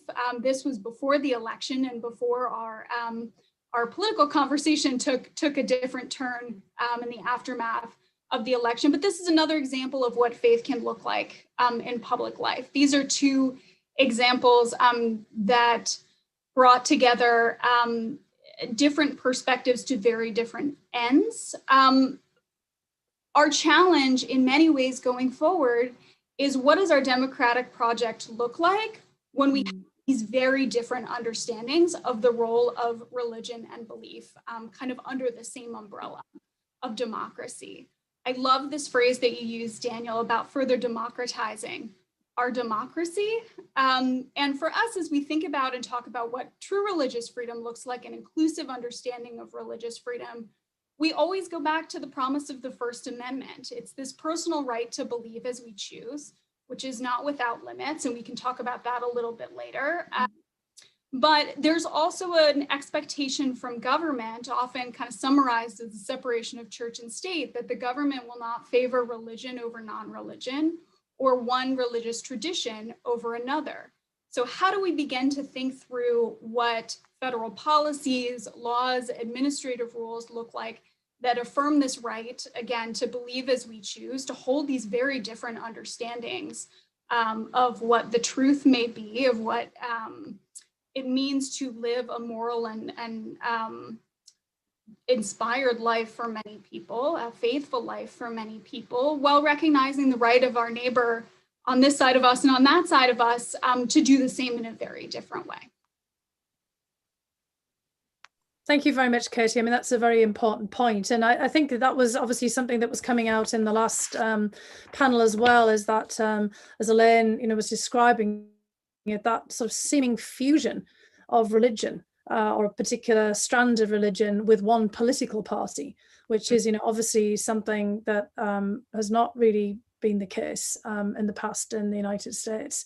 Although it has obviously in other parts of Europe where you have a number of Christian democratic parties or other parties that might be associated with a particular strand of religious faith, and that certainly seems to have been a shift in time here in the United States. And Lynn, a number of the questions that we had in advance were really very much focused on what can people do at the grassroots level in their communities to address this polarization. I mean, is it possible for people themselves to continue, as Daniel said and as Katie picked up on, that democratization of our democracy? I mean, it only seems that has to be by we the people with our own agency, taking part in this. But when you're confronted with people who not just believe differently, but think differently about what the policy and political outcome should be, how is it that you can address this to reach some at least common base of understanding, and at least some semblance of having an agreement on what the truth is and how you would get to that point? I mean, this is obviously the work that Braver Angels does all the time, and I think it would be great to hear a little bit more about what you're tackling right now and how you're thinking about this. Great. Thank you, Fiona. And I'd like to thank Brookings Institution for offering a place at the table for Braver Angels. We appreciate this. For me, I'd like to start by giving a small task that we're about the business of doing at Braver Angels, and that's our mission. We strive to depolarize America. Now, not only is that a small task, it also requires an awful lot of patience, honesty, inclusiveness, but most of all, it really requires a great deal of bravery. And I think in Representative Strauss's words, we heard a lot of this. Actually, I've been sitting here cheerleading everything that I have heard as it fits with what we do. So within Braver Angels, as members and leaders in that organization, we all come to an agreement that one of our founders, Bill Doherty, shared with us the other day, which is that affective political polarization, which is not only disagreement on issues, but personal contempt and distrust that grows from those, has been growing between us for at least 25 years. In other words, this was a problem long before the 2016 election. Today, there's evidence, as we've heard today, to suggest that we're now as polarized as we were since the Civil War. And we call this a cold Civil War. And we face the compounding challenges that we've also heard today, the spreading pandemic, the economic troubles, one that wasn't mentioned, concerns around the environment, and then other national and global challenges. So when you layer all this together, we are now called upon to support each other like we never have before.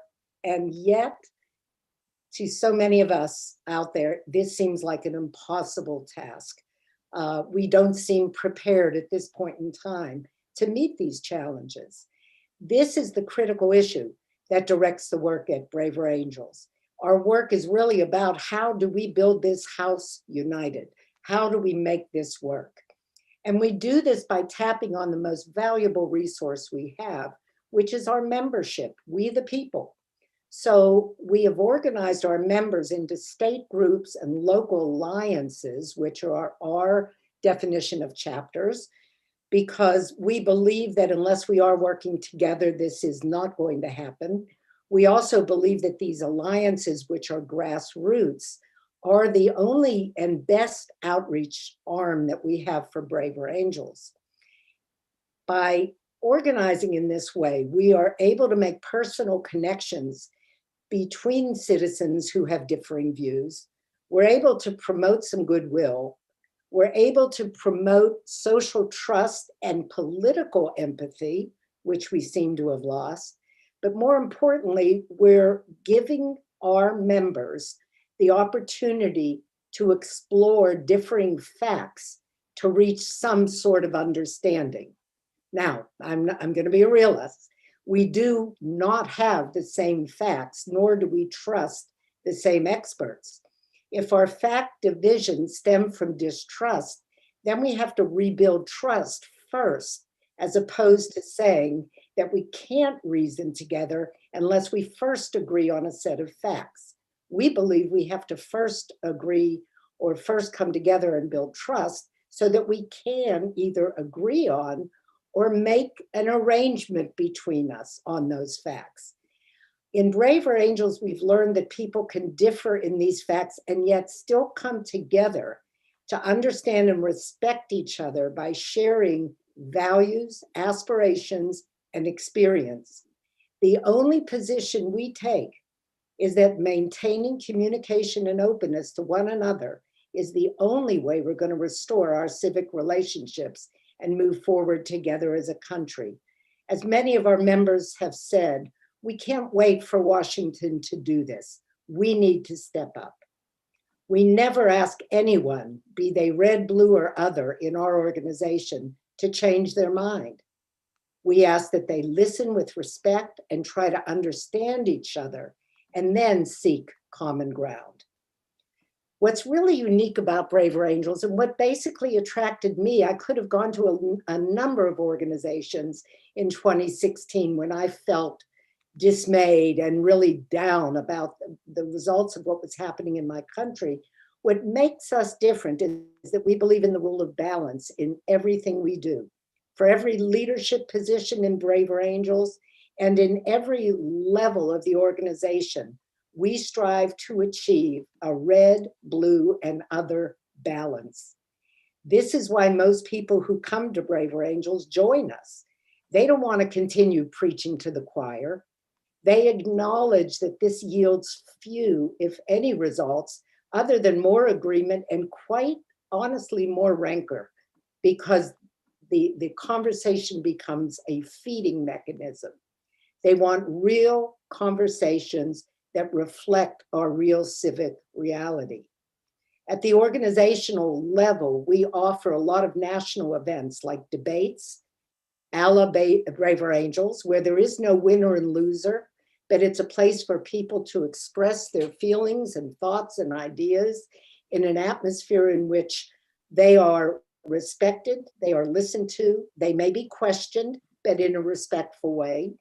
We have public policy workshops. We offer one-to-one conversations with two individuals with very different either races, where they live, or what they believe, to come together in a structured conversation that begins to build relationships and trusts.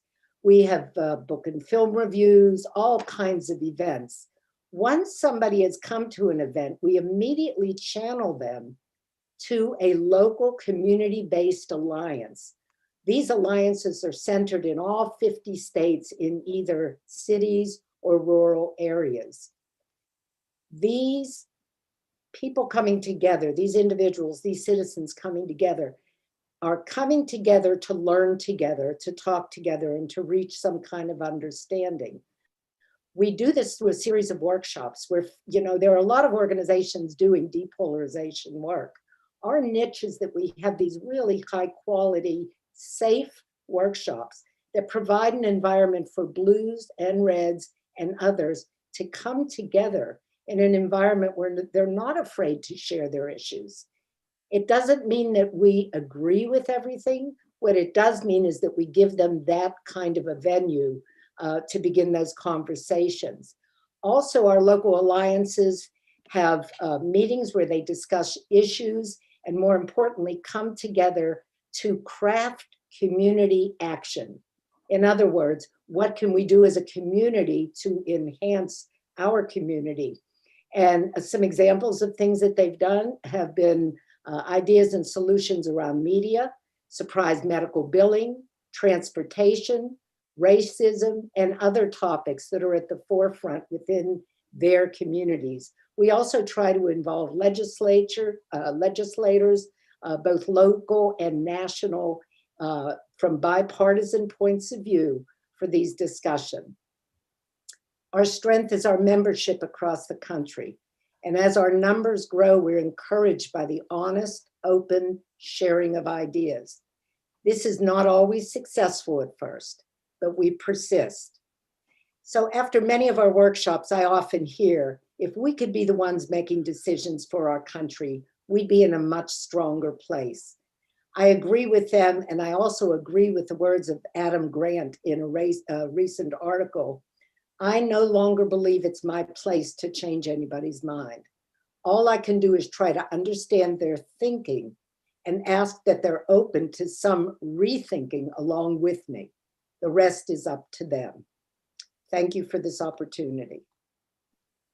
No, well, thanks very much, Lynn. I think that obviously you're giving a lot of great ideas for people who are listening to this who might want to get involved in doing something, particularly at the grassroots and community level. So, after listening to you, I really would like to encourage people who, want to get involved in some way, obviously to, take a look at what you're doing, as well as what Katie and Interfaith are doing too, depending on the things that they're most interested in.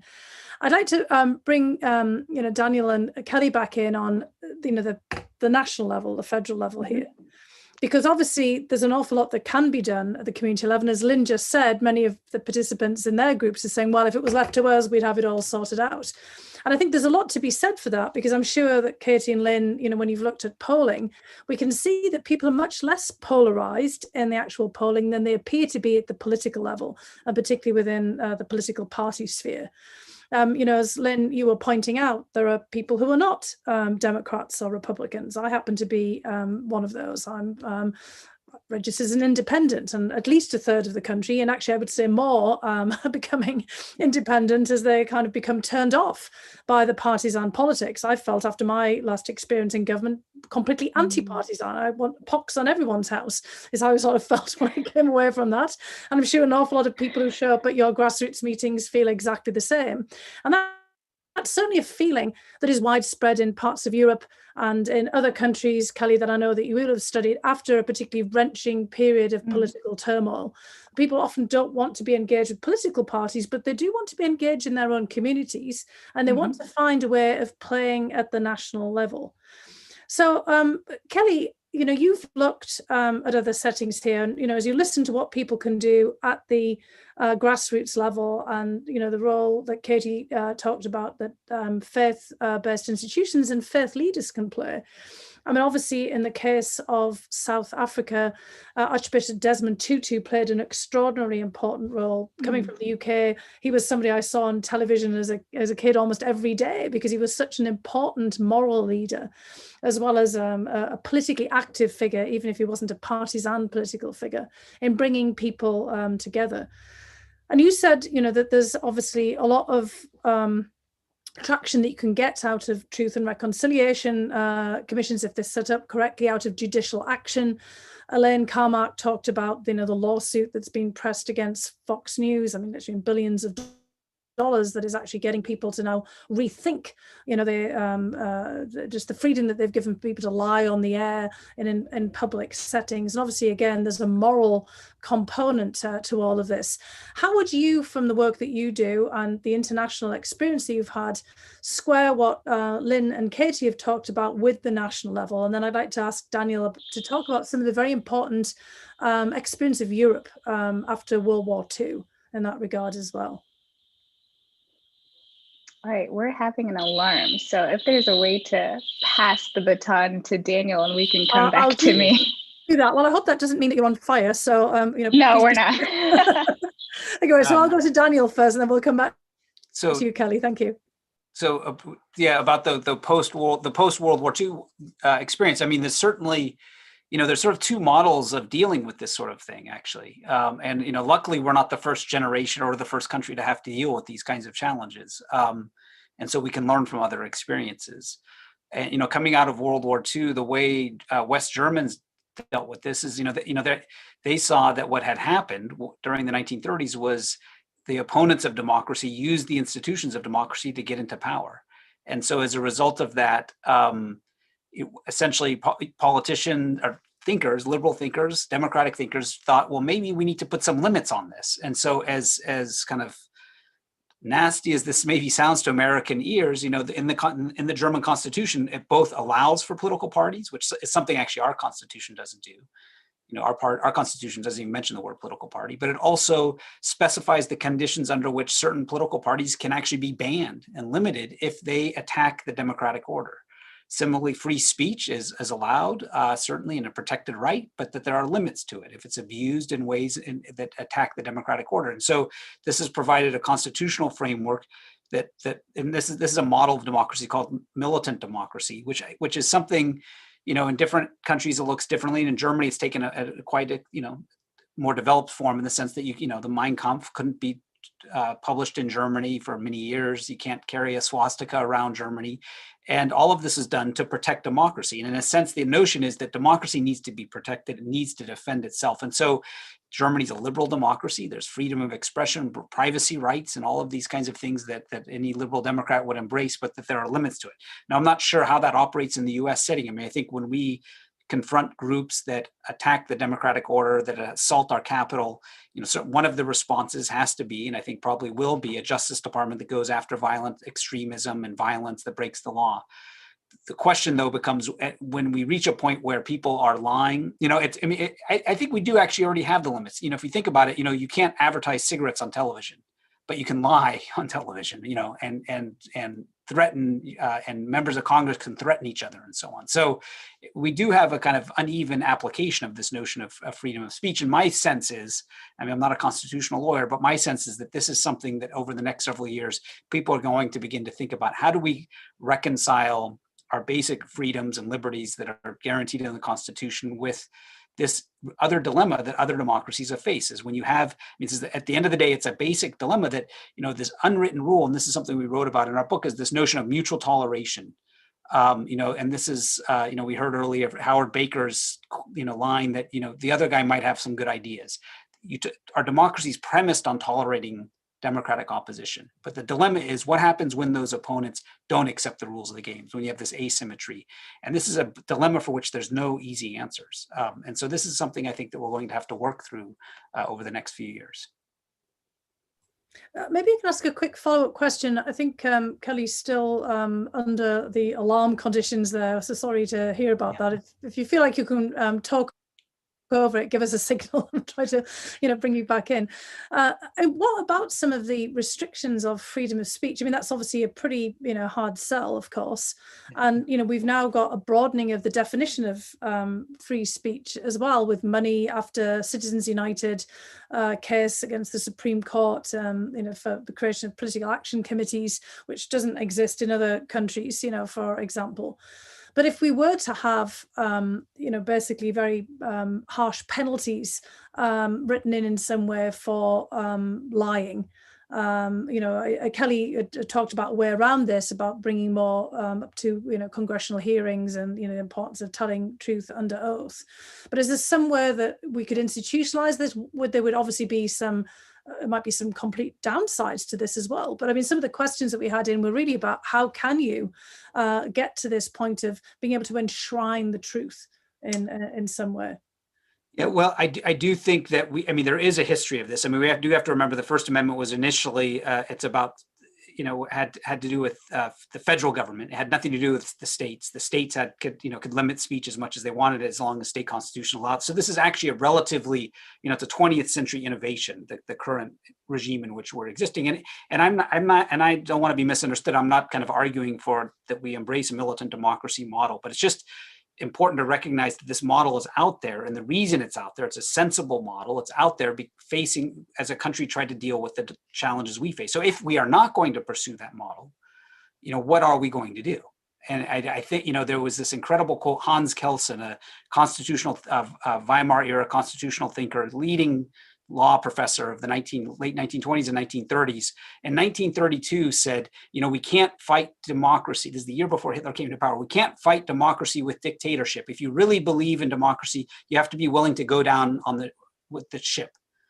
And so, the next year he fled the country, went to Berkeley. And so, that didn't work out so well. So, there needs to be a kind of a method for dealing with this. And I mean, so to my mind, a second method is through competition. I mean, the American method of dealing with this is moderation through competition. I mean, so the electoral ballot, you have two parties. When a political party loses, they suffer consequences. And I think our current institutions are not set up in a way where there's enough accountability for losing elections, because we have all of these institutions that I was talking about that essentially bolster up parties through gerrymandering, through the electoral college, et cetera. And so parties, even if they lie, even if they condone violence, they're not punished at the ballot box, when a majority of Americans continue to be quite liberal and inclusive. So I think we need to, if we're not going to ban it, we need to allow competition to solve these problems. Well, Kelly has found a way, as democracy we hope also will, to continue the conversation by going outside. Very glad you won't be burned alive. So thank you, because that would seem to be a real alive. So Kelly is now outdoors on her phone. And hello. I'd like to get back to you again if we could. Yes, of course. If you'd be able to sort of pick up on that question. I mean, Daniel really left us with the kind of an idea of again, we have a much more liberal and tolerant, liberal with a very small L, by the way, not and tolerant populace who want to find ways of getting along, as people have said in all of Lynn's grassroots interactions, and also probably in the work that Katie does. But there is this big dilemma of trying to establish a kind of a level for truth and accountability at the top. And Daniel, the whole sense, I don't know if you caught the end of it, of how we might grapple with this. But you grapple with this all the time in your work on transitional justice. I mean, you've given us a bit of advice. I mean, how would you again go about trying to tackle this? Sure. I think a good place to start, actually, and I should have started at the beginning, is with a discussion of the central tenets of transitional justice, which are truth, justice, reparations, and institutional reforms. And these are complementary pillars of transitional justice, and they can be delivered through various mechanisms. So truth, of course, truth commissions, but also things like memorialization, commemoration, justice, pretty clear there, trials, prosecutions, judicial reforms, reparations, both economic and symbolic, and then institutional reforms like reforms to the Constitution, reforms to various laws, et cetera. And so in countries exiting particularly difficult political periods, and I'd like to think that that's us as well, as we are exiting this difficult political period, it's going to be really important at every level to implement some different measures that seek to address these complementary, mutually constitutive, and I would even say mutually reinforcing transitional justice tools. And that's going to affect people at the local level and also at the federal level. And I think you had asked about, what the government at a national level can do. Now, I think there was an earlier comment that we shouldn't wait for the federal government to act, and that's absolutely right. There should be things that are done at the grassroots level.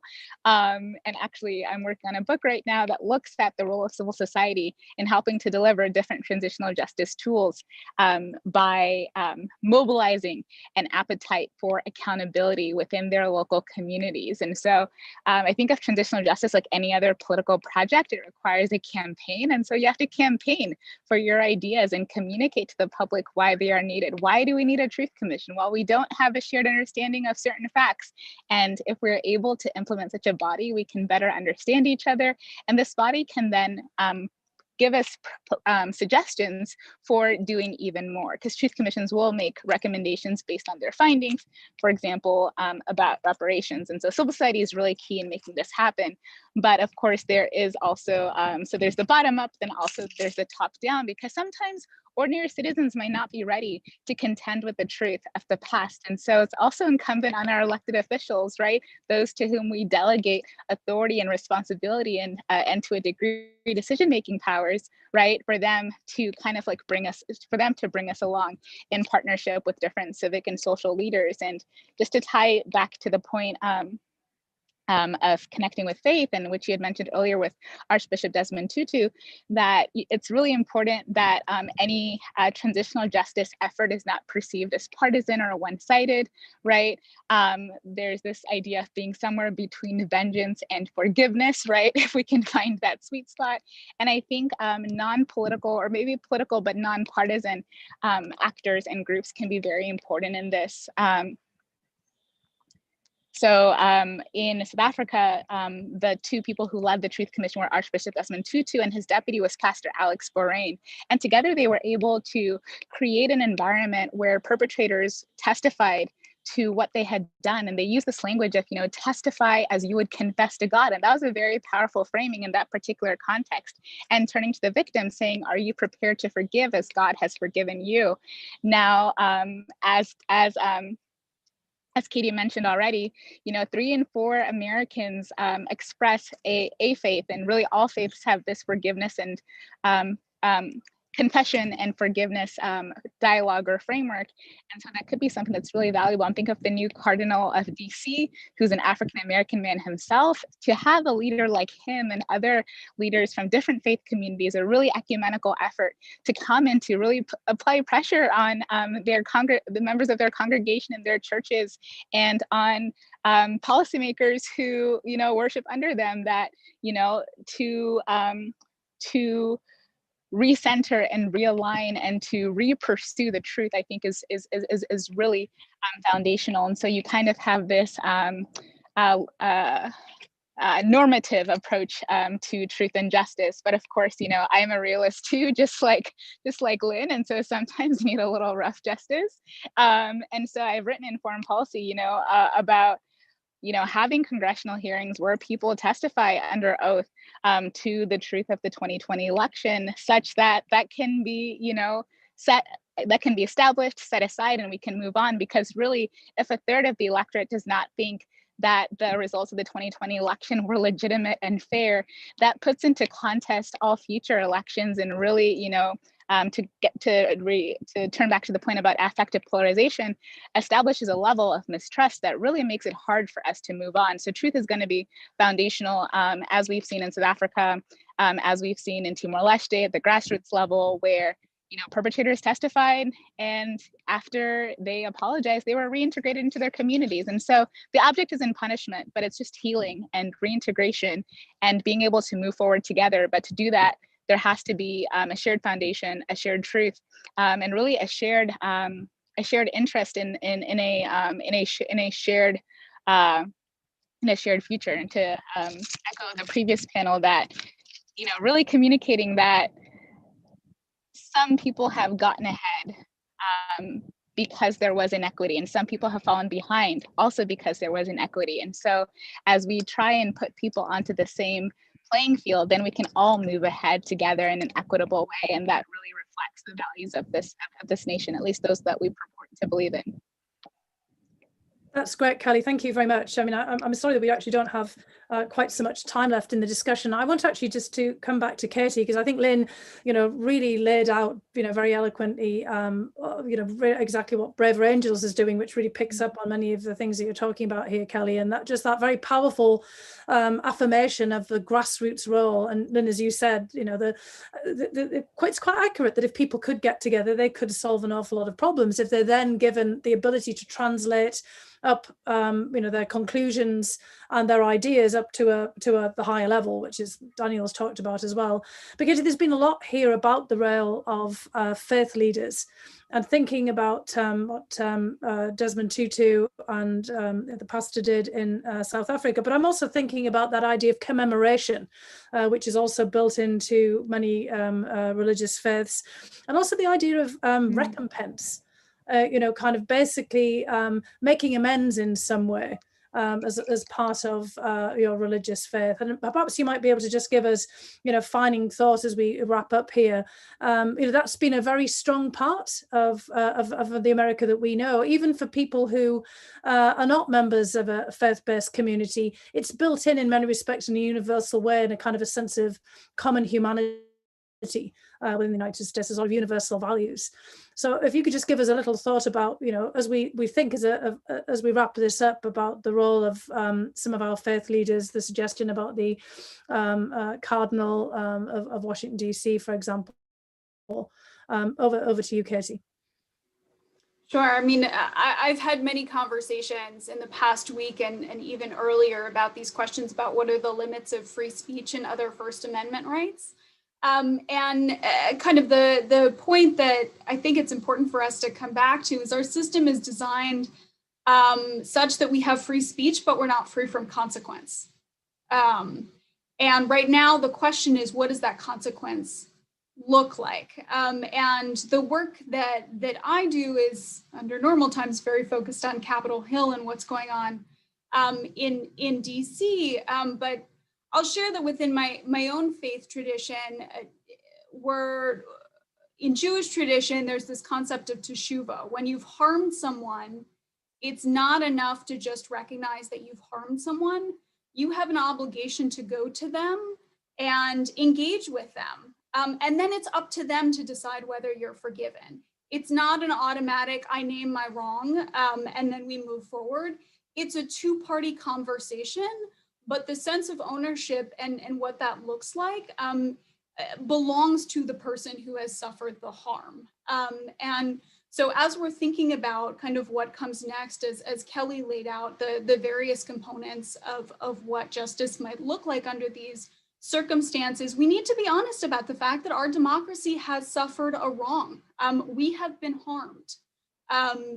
Our institution, our Capitol building was attacked. We still have leaders within that body who are preaching division. And we need to find a way to justify that harm, to reinforce what those consequences look like. And that might include commemoration, that might include reparations. It can include many different things, but we have a lot of work to do on a grassroots community level, as well as on a state and federal government level, to figure out what it looks like to actually build a narrative where no one is left behind. And those who have suffered and who have been on one side of that inequality for a very, very long time are not left in that same position as we move forward toward a just future together. Well, thank you, Katie. That was very powerful. And I would encourage everyone who's listening today to check out Katie's work and Lynn's work with Interfaith and Braver Angels, as well as to follow Kelly and Daniel's writings on all of these topics. Obviously, Brookings is working very actively in this space, as we saw from the last panel, and we'll continue to have events that are related to this. We've got a lot of work that we have to do, a lot of hard work, but I think, we're all understanding now, and what it's going to take. And I do think that point that you made there, Katie, about we're not free from consequence is a very important one, especially against the backdrop of today and the events on Capitol Hill now that are a direct consequence of what happened on January 6th. So I'd just like to thank all of you for taking part in the discussion. I'm going to have to hand it back over to our technicians to wrap everything up. Kelly, that was marvelous. You dealt with a fire alarm in really a very creative way, which means that we ourselves can deal with this too, as you showed us, just be very creative, get our phones and get outside. Just as well, you're probably in California still and not outside in Washington, D.C. in a rather colder weather, but really great that you were able to continue this. And thanks to everybody else who's listening, to Daryl West and all of our previous panelists, to John Allen and to Speakers Strauss for really getting us started, and to everyone else who has made this possible among the Brookings trustees. Thank you so much for joining us today. Thank you. Thank you. Thank you.